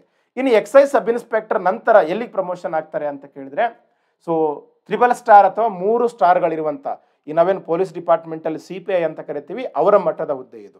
ಸೊ ಹೆಚ್ಚು ಕಡಿಮೆ ಇವರು ತಾಲೂಕಿನ ಮುಖ್ಯ ಅಧಿಕಾರಿಗಳಾಗಿರ್ತಾರೆ. ಎಕ್ಸೈಸ್ ಡಿಪಾರ್ಟ್ಮೆಂಟ್ ಏನಿರುತ್ತಲ್ಲ, ಆ ಎಕ್ಸೈಸ್ ಡಿಪಾರ್ಟ್ಮೆಂಟ್ ತಾಲೂಕಿಗೆ ಇವರೇ ಮುಖ್ಯ ಅಧಿಕಾರಿಗಳಿರ್ತಾರೆ. ಇವರ ಕೆಳಗಡೆ 2 ESIಗಳಿರ್ತಾರೆ. ಬಟ್ ಈ ಇಬ್ಬರು ಇ ಎಸ್ ಐಗಳು ಕೆಲವೊಂದು ಸಂದರ್ಭದಲ್ಲಿ ಪೋಸ್ಟ್ಗಿನ ಈಗ ಇನ್ಸ್ಪೆಕ್ಟರ್ ಪೋಸ್ಟ್ ಜಾಸ್ತಿ ಇರಲಿಲ್ಲ, ಕಮ್ಮಿ ಇದ್ದು ಅಂತ ಕೇಳಿದ್ರೆ ಇ ಎಸ್ ಐಗಳೇ ಇನ್ಚಾರ್ಜ್ ಇರ್ತಾರೆ ಸಣ್ಣ ತಾಲೂಕು ಇದ್ರೆ. ಸೊ ಈ ಇಬ್ಬರು ಇ ಎಸ್ ಐಗಳು ಇಬ್ಬರು ಇರಬೇಕಂತ ಏನಿಲ್ಲ, ಇರಲಿಲ್ಲ ಅಂದ್ರೂ ಒಬ್ಬರೇ ಇರ್ತಾರೆ. ಈ ಥರ ಇರ್ತದೆ, ಡಿಪೆಂಡ್ ಅಪಾನ್ ವೇಕೆನ್ಸಿ ಮೇಲೆ ಇರ್ತದೆ. ಇ ಎಸ್ ಐ ಕನಿಷ್ಠ 3 ವರ್ಷ ಆದರೆ ಸೊ ನೆಕ್ಸ್ಟ್ ಪ್ರಮೋಷನ್ಗೆ ಎಲಿಜಿಬಲ್, ಇನ್ಸ್ಪೆಕ್ಟರ್ ಆಗೋದಕ್ಕೆ ಎಲಿಜಿಬಲ್ ಇರ್ತಾರೆ. But depend upon again so post ಖಾಲಿ ಇದಾವೆ ಅನ್ನೋದ್ರ ಮೇಲೆ ಇರ್ತದೆ. ಮಿನಿಮಮ್ ಸರಾಸರಿ ವಯಸ್ಸು ಒಂದು 5 ರಿಂದ 6 ವರ್ಷ ಇ ಎಸ್ ಐ ಕೆಲಸ ಮಾಡಿದರೆ ಸೊ 3 ಸ್ಟಾರ್ ಆಫೀಸರು ಪ್ರಮೋಷನ್ ಆಗ್ತೀರಿ. ಇದು ಇ ಎಸ್ ಐನಿಂದ ನೆಕ್ಸ್ಟು ಇನ್ಸ್ಪೆಕ್ಟರ್ಗೆ. ನೆಕ್ಸ್ಟು ಈ ಇನ್ಸ್ಪೆಕ್ಟರ್ ಆದಮೇಲೆ ಒಂದು 5 ವರ್ಷಗೇನೆ ಕೆಲಸ ಮಾಡಿದ್ರಿ ನೀವು ಅಂತ ಕೇಳಿದ್ರೆ ಸೊ ಇದು ಗ್ರೂಪ್ ಬಿ ಪೋಸ್ಟ್. ಆ್ಯಕ್ಚುಲಿ ನಾವು ಸಿವಿಲ್ ಪಿ ಎಸ್ ಐ ಅಲ್ಲಿ ಪೊಲೀಸ್ ಡಿಪಾರ್ಟ್ಮೆಂಟಲ್ಲಿ so D Y S P ಅಂತ ಕೇಳಿದರೆ ಎ ಗ್ರೇಡ್ ಪೋಸ್ಟು, ಬಟ್ ಇಲ್ಲಿ ಇದು ಬಿ ಗ್ರೇಡ್ ಪೋಸ್ಟ್ ಆಗಿರ್ತದೆ. ಇವರು 2 ರಿಂದ 3 ತಾಲೂಕುಗಳ ಮುಖ್ಯಸ್ಥರಾಗಿರ್ತಾರೆ. 2 ರಿಂದ 3 ತಾಲೂಕುಗಳ ಮುಖ್ಯಸ್ಥರು so D Y S P ಆಗಿರ್ತಾರೆ. ಸೊ ಇವರು ಕೆ ಎಸ್ ಎಕ್ಸಾಮ್ ಮುಖಾಂತರ, ಈಗೇನು ಕೆ ಎಸ್ ನೋಟಿಫಿಕೇಶನ್ ಆಗಿದೆ ಅಲ್ಲಿಯೂ ಕೂಡ ಸೊ ಅಬಕಾರಿ ಉಪಾಧೀಕ್ಷಕರು ಅಂತ ಇರ್ತಾರೆ, ಅದ್ರ ಮುಖಾಂತರ ನೇಮಕಾತಿ ಆಗ್ತಾರೆ. ಇದು ಬಿ ಗ್ರೇಡ್ ಪೋಸ್ಟ್ ಇದೆ. ಹಾಗೇನೆ ಪ್ರಮೋಷನ್ ಮುಖಾಂತರವೂ ಕೂಡ ನೇಮಕಾತಿ ಮಾಡಲಾಗ್ತದೆ. ಸಾಮಾನ್ಯವಾಗಿ ಬಿ ಮತ್ತು ಎ ಗ್ರೇಡ್ ಪೋಸ್ಟ್ಗಳು ಏನಿರ್ತಾವಲ್ಲ ಸೊ 60-30 ಪ್ರಮೋಷನ್ ಮತ್ತು ನೇರ ನೇಮಕಾತಿ ಆಗ್ತಾ ಇರ್ತದೆ. ಸೊ 60-40 ಸೊ 60 ಪ್ರಮೋಷನ್ ಆದರೆ 40 ನೇರ ನೇಮಕಾತಿ. ಸಿ ಗ್ರೂಪ್ ಕೆಳಗಡೆ ಇದ್ದಂಥದ್ದು 70 ನೇರ ನೇಮಕಾತಿ ಆದರೆ 30 ಸೊ ಪ್ರಮೋಷನ್ ಮುಖಾಂತರ ಸಿ ಮತ್ತು ಅದರ ಕೆಳಗಡೆ ಇರುವಂಥದ್ದಾಗತ್ತೆ. ಒಟ್ಟಿನಲ್ಲಿ ನೀವು ಇ ಎಸ್ ಐ ಆದರೆ so excise D S P ಆಗಿ 10 ರಿಂದ 11 ವರ್ಷಕ್ಕೆ ಆಗ್ತೀರಿ. ನೆಕ್ಸ್ಟು ಎಕ್ಸೈಸ್ ಸೂಪರ್ಡೆಂಟ್, ಸಿಂಪಲ್ ಆಗಿ ಎಸ್ ಪಿ ಅಂತ ಕರಿತೀವಿ. ಇವರು ಎ ಗ್ರೇಡ್ ಪೋಸ್ಟ್ ಆಗಿರ್ತಾರೆ. ಸೊ ಯಾರು ಎಕ್ಸೈಸ್ ಡಿ ಎಸ್ ಪಿ ಕೆಲಸ ಮಾಡಿರ್ತಾರೆ ಅವರುಗಳ ಪ್ರಮೋಷನ್. ಇವರು ಜಿಲ್ಲಾ ಮಟ್ಟದಲ್ಲಿ ಎಕ್ಸೈಸ್ ಕಮಿಷನರ್ ಅಂತ ಇರ್ತಾರಲ್ಲ ಅವರುಗಳ ಅಡಿಯಲ್ಲಿ ಕೆಲಸ ಮಾಡ್ತಾರೆ. So is also uniform post ಇರ್ತದೆ. ಸೊ ನಮ್ಮ ಕರ್ನಾಟಕದಲ್ಲಿ ಈಗಾಗಲೇ ಹೇಳಿದ ಹಾಗೆ ಸುಮಾರು 39 ರಿಂದ 40 ಎಕ್ಸೈಸ್ ಡಿಸ್ಟ್ರಿಕ್ಟ್ ಅದಾವೆ ಒಂದೊಂದು ಡಿಸ್ಟ್ರಿಕ್ಟ್ಗೆ. ಸೊ ಎಕ್ಸೈಸ್ ಡಿ ಸಿ ಇರ್ತಾರೆ, ಅವ್ರ ಕೆಳಗಡೆ ಈ ಅಧಿಕಾರಿಗಳು ಇರ್ತಾರೆ. ನೆಕ್ಸ್ಟ್ ಎಕ್ಸೈಸ್ ಡಿ ಸಿ, ಇವರು ಸೊ ಜಿಲ್ಲಾ ಮಟ್ಟದಲ್ಲಿ ಅಬಕಾರಿ ಇಲಾಖೆಯ ಮುಖ್ಯಸ್ಥರಾಗಿರ್ತಾರೆ. ಸೊ ಇವ್ರುಗಳು ಏನು ಮಾಡ್ತಾರೆ ಅಂತ ಕೇಳಿದ್ರೆ ಈ ಬಾರ್ಗಳಿಗೆ ಲೈಸೆನ್ಸ್ ಕೊಡುವಂಥದ್ದಾಗಿರ್ಬೋದು, ಸೊ ಏನಂತ ಕರಿತೀವಲ್ಲ lodge and resort, restaurant, bar and restaurant, ಇವುಗಳೆಲ್ಲವರಿಗೆ ಲೈಸೆನ್ಸ್ ಕೊಡುವಂಥದ್ದು, ಹೀಗೆ ಬೇರೆ ಬೇರೆ ಕೆಲಸಗಳನ್ನು ಇವರು ಮಾಡ್ತಾ ಇರ್ತಾರೆ. ಇವರು ಸಾಮಾನ್ಯವಾಗಿ ಜಿಲ್ಲಾ ಮುಖ್ಯ ಅಧಿಕಾರಿಗಳಿರ್ತಾರಲ್ಲ, ಜಿಲ್ಲೆಗೆ ಐ ಎ ಎಸ್ ಅಧಿಕಾರಿ ಡಿ ಸಿ ಅವರು ಇರ್ತಾರೆ, ಅವರ ಅಡಿಯಲ್ಲಿ ಇವ್ರು ಕೆಲಸ ಮಾಡ್ತಾರೆ. ಸೊ ನೆಕ್ಸ್ಟು ಈ ಡಿಪಾರ್ಟ್ಮೆಂಟಲ್ಲಿ ಬರುವಂಥದ್ದು ಜಾಯಿಂಟ್ ಕಮಿಷನರ್ ಅಂತ. ಸೊ ಸಾಮಾನ್ಯವಾಗಿ ಹಲವಾರು ಜಿಲ್ಲೆಗಳು ಸೇರಿ, ಫಾರ್ ಎಕ್ಸಾಂಪಲ್ ಇವಾಗ ಮೈಸೂರು ವಿಭಾಗಕ್ಕೆ ಇಂಥ ಒಬ್ಬ ಅಧಿಕಾರಿಗಳು ಇರ್ತಾರೆ. ಸೊ ಸಾಮಾನ್ಯವಾಗಿ ಈ ಎಕ್ಸೈಸು ಇ ಎಸ್ ಐ ಆದರೆ ನೀವು ಇಲ್ಲಿ ತನಕ ಬರ್ಬೋದು ಅಂತ ಕೇಳಿದ್ರೆ ಡಿ ಸಿ ತನಕ ಬರ್ಬೋದು. ಇವಾಗ ಒಂದು ವೇಳೆ ಕೆ ಎಸ್ ಆಗಿ excise D Y S P ಆದರೆ ಸೊ ಈ ಪೋಸ್ಟ್ಗಳು ಕೂಡ ಬರ್ಬೋದು, ನೆಕ್ಸ್ಟ್ ಕೂಡ ಬರ್ಬೋದು. ಇದು ವಿಭಾಗ ಮಟ್ಟದ ಅಧಿಕಾರಿ. Next additional commissioner of excise ಅಂತ, ಇದು ರಾಜ್ಯ ಮಟ್ಟದ ಅಧಿಕಾರಿ, ಇಲ್ಲಿಗೆ ಯೂನಿಫಾರ್ಮ್ ಇರುವುದಿಲ್ಲ. ಸೊ ಇವರು ಸಾಮಾನ್ಯವಾಗಿ ಕೆ ಎಸ್ ಮತ್ತು ಐ ಎಸ್ ಅಧಿಕಾರಿಗಳಿರ್ತಾರೆ, ಬೆಂಗಳೂರಿನಲ್ಲಿ ಕೆಲಸ ಮಾಡ್ತಾರೆ. ಕೊನೆಗೆ ಈ ಇಲಾಖೆಯ ಮುಖ್ಯ ಅಧಿಕಾರಿಗಳು ಸೊ ಹಿರಿಯ ಐ ಎ ಎಸ್ ಅಧಿಕಾರಿಗಳಾಗಿರ್ತಾರೆ, ಕಮಿಷನರ್ ಆಫ್ ಎಕ್ಸೈಸ್. ಇವಾಗ ಎಕ್ಸೈಸ್ ಸಬ್ ಇನ್ಸ್ಪೆಕ್ಟರ್ ಬಗ್ಗೆ ಓದಕತ್ತೀನಿ ಅಂದರೆ ಆ ಇಲಾಖೆ ಬಗ್ಗೆ ಎಲ್ಲ ಗೊತ್ತಾಯ್ತು, ಯಾರ್ಯಾರು ಇರ್ತಾರೆ ಅನ್ನೋದನ್ನ. ನೆಕ್ಸ್ಟ್ ಪ್ರೆಸೆಂಟ್ ಎಷ್ಟು ಹುದ್ದೆಗಳದಾವು? ಇದು 2024 ಡಿಸೆಂಬರ್ನಲ್ಲಿ ಸರ್ಕಾರದ ಮುಖ್ಯ ಕಾರ್ಯದರ್ಶಿಗಳು ಅಬಕಾರಿ ಇಲಾಖೆಯ ಆಯುಕ್ತರಿಗೆ ಅನುಮತಿ ನೀಡಿರುವಂಥ ಪತ್ರದಲ್ಲಿನ ಮಾಹಿತಿ. ಸೊ ಆ ಪತ್ರದಲ್ಲಿ ಒಟ್ಟು 265 ಈ ಒಂದು excise sub inspector E S I ಪೋಸ್ಟ್ಗಳದಾವೆ. ಹಾಗೆ 942 ಕಾನ್ಸ್ಟೇಬಲ್ ಅಥವಾ ಸೊ ಗಾರ್ಡ್ ಪೋಸ್ಟ್ಗಳದಾವೆ. ಸರ್ ಇಷ್ಟು ನೇಮಕಾತಿ ಮಾಡ್ಕೊಳ್ತಾರೆ, ಮಾಡ್ಕೊಳ್ಬಹುದು, ಮಾಡ್ಕೊಳ್ಳದೆ ಇರ್ಬೋದು, ಬಟ್ ಅಟ್ಲೀಸ್ಟ್ 150 ಪೋಸ್ಟ್ಗಳ ನೇಮಕಾತಿ ಆದರೂ ಅದು ದೊಡ್ಡ ನೇಮಕಾತಿನೇ. ಯಾಕಂತ ಕೇಳಿದ್ರೆ ಸೊ 90, 100 ಇಷ್ಟಾದರೂ ಕೂಡ ದೊಡ್ಡ ನೇಮಕಾತಿನೇ, ರೇರ್ ನೇಮಕಾತಿ ಇದು. ಹಾಗಾಗಿ ಯಾರು ಓದ್ತಾ ಇದ್ರಿ ಅವರುಗಳು ಗಮನದಲ್ಲಿಟ್ಕೊಳ್ಳಿ. ಎಷ್ಟೇ ನೋಟಿಫಿಕೇಶನ್ ಆಗಲಿ ಒಟ್ಟು ನೋಟಿಫಿಕೇಶನ್ ಅಂತೂ ಆಗುತ್ತೆ. ಯಾವಾಗ ಆಗುತ್ತೆ? ಒಳ ಮೀಸಲಾತಿ ಬರಬೇಕು, ಅದು ಜಾರಿಗೆ ಬರಬೇಕು. So K P S C ಹೋಗಬೇಕು, ಕೆ ಪಿ ಎಸ್ ಸಿದವ್ರು ಮಾಡ್ತಾರೆ. ಅದು 3 ತಿಂಗಳಾಗ್ಬೋದು, 6 ತಿಂಗಳಾಗ್ಬೋದು, ಎಷ್ಟು ದಿನಗಳಾದರೂ ಕೂಡ ಆಗ್ಬೋದು. ನೀವು 163 ಸೆಂಟಿಮೀಟರ್ ಇದ್ದೀರಿ, 168 ಸೆಂಟಿಮೀಟರ್ ಇಲ್ಲಾಂದರೆ ಪಿ ಎಸ್ ಐಗೆ ಓದ್ತಾ ಇದ್ದೀರಿ. ಸೊ ಕೆ ಪಿ ಎಸ್ ಸಿನೇ ನಡೆಸುವುದರಿಂದ ಮುಂದೆ ಕೆ ಪಿ ಎಸ್ ಸಿ ನಡೆಸುವ ಯಾವುದೇ ಎಕ್ಸಾಮು ಕೂಡ ಸೊ ನಿಮಗೆ ಜಿ ಕೆ ಪೇಪರ್ ಪರ್ಫೆಕ್ಟಾಗಿ ಬಿಟ್ಟಿರ್ತೀರಿ. ಇದು ಹುದ್ದೆಗಳ ಪರಿಚಯ. ಸೊ ನಾ ಹೇಳಿದ್ನೆಲ್ಲ ಆ ಒಂದು ಸರ್ಕಾರದ ಒಂದು ಏನು ಸರ್ಕಾರದ ಎಡಿಷನಲ್ ಸೆಕ್ರೆಟರಿ ಅವರು ಸೊ ಈ ಅಬಕಾರಿ ಆಯುಕ್ತರಿಗೆ ಬರೆದ ಲೆಟರ್ನಲ್ಲಿ ಸೊ ಡಿಸೆಂಬರ್ 16ನೇ ತಾರೀಕು 2024 ಒಂದು ಲೆಟರ್ ಇದೆ. ಇದ್ರ ಕ್ವಾಲಿಫಿಕೇಶನ್ ಏನು? ಎನಿ ಡಿಗ್ರಿ, ESIಗೆ ಎನಿ ಡಿಗ್ರಿ, ಸೊ ಎಕ್ಸೈಸ್ ಕಾನ್ಸ್ಟೇಬಲ್ಗೆ SSLC.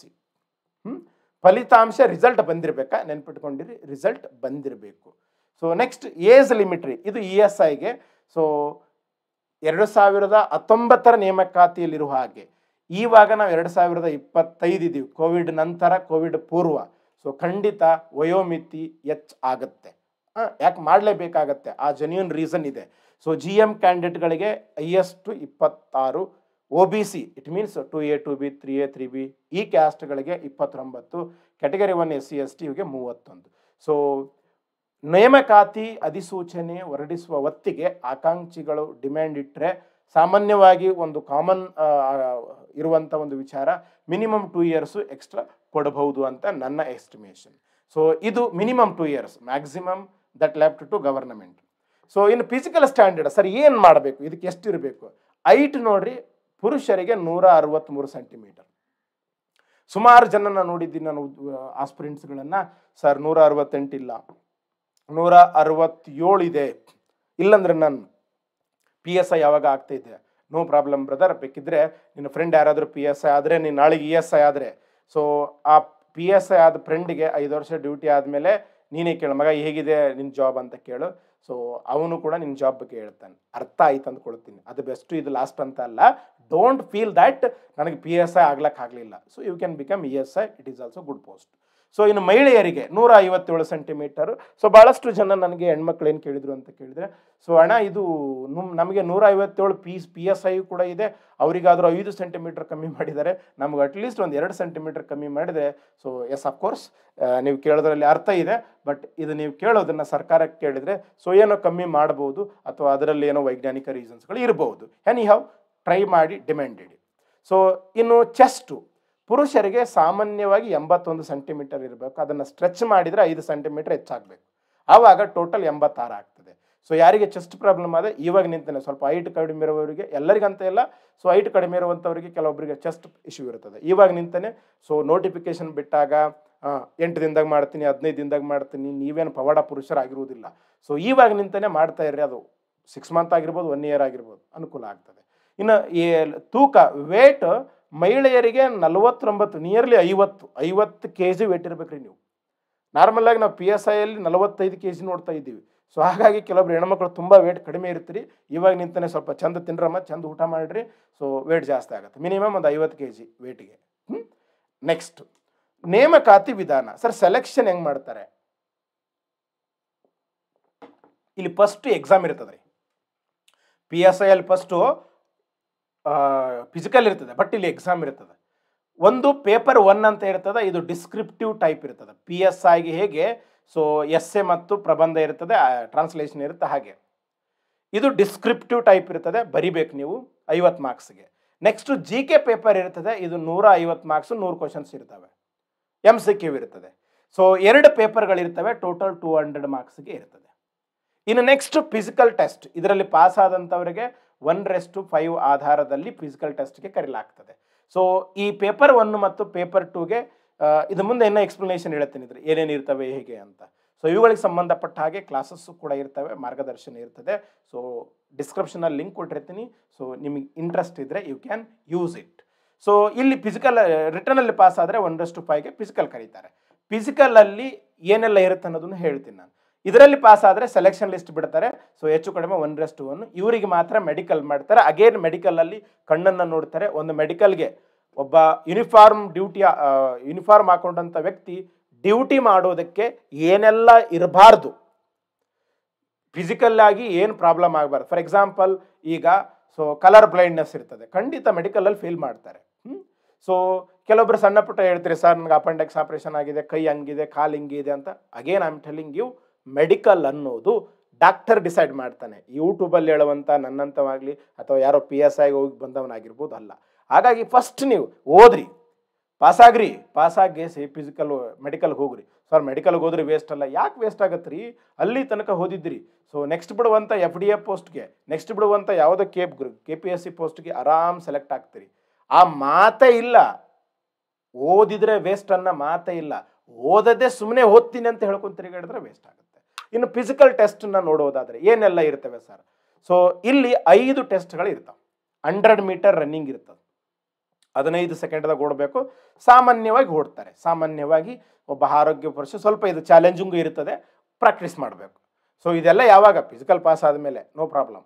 ಸೊ ಲಾಂಗ್ ಜಂಪ್ ಇರ್ತದೆ, ಇದು ಹೈ ಜಂಪ್, ಲಾಂಗ್ ಜಂಪ್ ಇರ್ತದೆ, ಗುಂಡು ಎಸೆತ. ಸೊ ಮತ್ತೆ 800 ಮೀಟರ್ ಇದು ಪುರುಷರಿಗಾಗಿ ಈ 5 ಟೆಸ್ಟ್ ಇರ್ತವೆ. ನೆಕ್ಸ್ಟ್ ಮಹಿಳಾ ಮತ್ತು ಮಾಜಿ ಸೈನಿಕರಿಗೆ ಸೇಮ್ 100 ಮೀಟರ್ ಬಟ್ 18 ಸೆಕೆಂಡ್ ಇರ್ತದೆ. ಸೊ ಎತ್ತರ ಜಿಗಿತ ಸೇಮ್ PCಯಲ್ಲಿ PSI ಆಗಿದ್ದ ಹಾಗೆ, ಉದ್ದ ಜಿಗಿತನೂ ಕೂಡ ಸೇಮ್ PC PSI 2.5 ಮೀಟರ್. ಗುಂಡು ಎಸೆತ so 3.75, it is not 7 point something 4 kg ಇರ್ತದೆ. 200 ಮೀಟರ್ ಓಟ ಇರ್ತದೆ, 40 ಸೆಕೆಂಡ್ಗಳಲ್ಲಿ ಮುಗಿಸಬೇಕಾಗಿರ್ತದೆ. ಇದು ಮಹಿಳೆಯರಿಗೆ. ಸೊ ಇವು 5 ಟೆಸ್ಟ್ಗಳಲ್ಲಿ 3 ಟೆಸ್ಟನ್ನು ನೀವು ಪಾಸ್ ಆಗಬೇಕು. ಕಡ್ಡಾಯವಾಗಿ 3 ಟೆಸ್ಟ್ ಮಿನಿಮಮ್ ಪಾಸ್ ಆಗಲೇಬೇಕು. ಇವುಗಳಿಗೆ ಯಾವುದೇ ಅಂಕಗಳಿರೋದಿಲ್ಲ, ಜಸ್ಟ್ ಇವುಗಳಲ್ಲಿ ಪಾಸ್ ಆದರೆ ನೆಕ್ಸ್ಟ್. ಸರ್ ಈಗ 1:5ಗೆ ಫಿಸಿಕಲ್ ಕರೀತಾರೆ, 5 ಮಂದಿಗಿನ ಪಾಸ್ ಆದರೆ ಟಾಪ್ 3 ಯಾರು ಇರ್ತಾರೆ ಅವರು ಸೆಲೆಕ್ಷನ್ ಆಗ್ತಾರೆ. ಇಟ್ ಮೀನ್ಸ್ ಟಾಪ್ 1 ಯಾರು ಇರ್ತಾರೆ ಅವ್ರು ಸೆಲೆಕ್ಷನ್ ಆಗ್ತಾರೆ. ಒಬ್ಬರನ್ನೇ ಆಯ್ಕೆ ಮಾಡ್ಕೋಬೇಕಲ್ಲ. ಹಾಗೆ very simple. Next sir exam pattern, exam ವಿಧಾನ ಹೇಗಿರ್ತದೆ? ಇದು ಸ್ಪರ್ಧಾತ್ಮಕ ಪರೀಕ್ಷೆಗಳ ಆಧಾರದ ಮೇಲೆ ನಡೆಯುವ ನೇಮಕಾತಿ. ಇಲ್ಲಿ 2 ಪತ್ರಿಕೆಗಳಿರ್ತಾವೆ. ಒಂದು ಪೇಪರ್ 1 50 ಅಂಕಗಳಿಗೆ ಬರೆಯುವುದಿರ್ತದೆ. ಇಲ್ಲಿ ಪ್ರಿಸೈಸ್ ಇರೋದಿಲ್ಲ, ಸಾರಾಂಶ ಬರೆಯುವುದಿರೋದಿಲ್ಲ. ಪ್ರಬಂಧನೆ 30 ಮಾರ್ಕ್ಸ್ಗೆ ಇರ್ತದೆ. ಟ್ರಾನ್ಸ್ಲೇಷನ್ನು ಸೊ 20 ಮಾರ್ಕ್ಸ್ಗೆ ಇರ್ತದೆ. 10 ಮಾರ್ಕ್ಸ್ ಕನ್ನಡದಿಂದ ಇಂಗ್ಲೀಷ್ಗೆ, 10 ಮಾರ್ಕ್ಸ್ ಇಂಗ್ಲೀಷ್ನಿಂದ ಕನ್ನಡಕ್ಕೆ. ಸೊ ಭಾಳಷ್ಟು ನಮ್ಮ ಕರ್ನಾಟಕದ ಆಸ್ಪಿರೆಂಟ್ಗಳು ಕನ್ನಡ ಮೀಡಿಯಮಲ್ಲಿ ಇರುವಂಥವ್ರು ಈ ಭಾಷಾಂತರನೇ ಸಮಸ್ಯೆ. ನಾನು ಸುಮಾರು ಜನಕ್ಕೆ ಕೇಳಿದ್ದೀನಿ 545 ಹಿಂದೆ ಎಲ್ಲ, ಸರ್ ನನ್ನ ಸೆಲೆಕ್ಷನ್ ಆಗಲಿಲ್ಲ ಬಟ್ ಪೇಪರ್ 1ನಲ್ಲಿ 36 ಕೊಟ್ಟಾರೆ, 38 ಕೊಟ್ಟಾರೆ. ನೆನ್ಪಿಟ್ಕೊಂಡಿರ್ರಿ, ಒಬ್ಬ ಹುಡುಗ ಹೇಳಿದೆ ನನಗೆ, ಸರ್ ನಾನು ಪ್ರಬಂಧ ಟಚ್ಚೇ ಮಾಡಿಲ್ಲ, ಟ್ರಾನ್ಸ್ಲೇಷನು ಸ್ವಲ್ಪ ಬರ್ತಿತ್ತು ನನಗೆ, ಪ್ರಿಸೈಸು ಮಾಡೀನಿ, ನನಗೆ 30 ಮಾರ್ಕ್ಸ್ ಕೊಟ್ಟಾರೆ. PSIಗೆ ಹೇಳಿದ್ದು ನಾನು, ಅವ್ನು ಟಚ್ ಮಾಡಿದ್ದೆ 30 ಮಾರ್ಕ್ಸ್ಗೆ, 30 ಮಾರ್ಕ್ಸ್ ಕೊಟ್ಟಾರೆ. Use common sense. ನಾನು ಬೇರೆ ರೀತಿಯಿಂದ ಹೇಳಕ್ಕೆ ಬರುವುದಿಲ್ಲ. ಸೊ ಹಾಗಾಗಿ ನಾನು ನಿಮಗೆ ಹೇಳೋದೇನು, ಬಿ ಪರ್ಫೆಕ್ಟ್. ಕೈಯಾಗಿರುವಂಥ ಮಾರ್ಕ್ಸ್ಗಳಿವು 50 ಮಾರ್ಕ್ಸ್ ಕೈಯಾಗಿರುವಂಥವು. ಅದರಲ್ಲಿ ಟ್ರಾನ್ಸ್ಲೇಷನು ಪ್ರಿಸೈಸ್ ಅಂತೂ ಕೈಯಾಗಿರುವಂಥದ್ದು. ಇಲ್ಲಿ ಪ್ರಿಸೈಸ್ ಇರುವುದಿಲ್ಲ, ಟ್ರಾನ್ಸ್ಲೇಷನ್ ಇರುತ್ತೆ. Be ready for this. So ಎರಡನೇ ಪೇಪರು GK ಇರ್ತದೆ, 100 ಕ್ವಶನ್ಸ್ ಇರ್ತವೆ, 150 ಅಂಕಗಳಿರ್ತವೆ. ಸೇಮ್ PSI ಪ್ಯಾಟರ್ನಲ್ಲಿ ಇರ್ತದೆ. ಸೊ ಲೆಟ್ ಅಸ್ ಸಿ, ಈ ಒಂದು ಪಠ್ಯಕ್ರಮದಲ್ಲಿ 2019ರಲ್ಲಿ ಏನು ಪಠ್ಯಕ್ರಮ ಕೊಟ್ಟಿದ್ರಲ್ಲ ಅದರ ಪ್ರಕಾರ ಸಾಮಾನ್ಯ ಜ್ಞಾನ ಎಲ್ಲ ಕವರ್ ಆಗುತ್ತೆ. ಸಾಮಾನ್ಯ ಜ್ಞಾನ ಅಂದರೆ ಸೈನ್ಸು, ಭೂಗೋಳ, ಇತಿಹಾಸ, ರಾಷ್ಟ್ರೀಯ ಚಳವಳಿ, ಸಂವಿಧಾನ, ಮಾನಸಿಕ ಸಾಮರ್ಥ್ಯ. ಇಲ್ಲಿ ಕೊಟ್ಟಿರೋ ಪ್ರಕಾರ ಎಕನಾಮಿಕ್ಸ್ ಇಲ್ಲ, ಇಲ್ಲಿ ಕೊಟ್ಟಿರೋ ಪ್ರಕಾರ ಕರೆಂಟ್ ಅಫೇರ್ಸ್ ಇಲ್ಲ, ಹೌದಿಲ್ರಿ. ಆದರೆ ನೀವು ಕ್ವಶನ್ ಪೇಪರ್ ತೆಗೆದು ನೋಡಿದರೆ ಆ ಪೇಪರಲ್ಲಿ ಮಿನಿಮಮ್ ಎಷ್ಟು ಓದಲೇಬೇಕು ನೀವು? ಕರೆಂಟ್ ಅಫೇರ್ಸ್ ಓದಲೇಬೇಕು, ಸಂವಿಧಾನ ಓದಲೇಬೇಕು, ಭಾರತದ ಇತಿಹಾಸ, ಕರ್ನಾಟಕದ ಇತಿಹಾಸ, ಪ್ರಾಚೀನ, ಮಧ್ಯ, ಆಧುನಿಕ ಎಲ್ಲ, ಭೂಗೋಳಶಾಸ್ತ್ರ, ಪ್ರಾಕೃತಿಕ, ಭಾರತ, ಕರ್ನಾಟಕ, ಇವನ್ KPSC ತೆಗಿತಾ ಇದೆ ಅಂತ ಕೇಳಿದ್ರೆ ಪ್ರಪಂಚದ ಭೂಗೋಳಶಾಸ್ತ್ರ, ವಿಜ್ಞಾನ, ತಂತ್ರಜ್ಞಾನ, ಪರಿಸರ ಅಧ್ಯಯನ, ಭಾರತದ ಆರ್ಥಿಕತೆ, Indian economy, RBI, GDP, inflation, balance of payment, international financial institutions, many more. And ಮಾನಸಿಕ ಸಾಮರ್ಥ್ಯ. Minimum 7 subject main.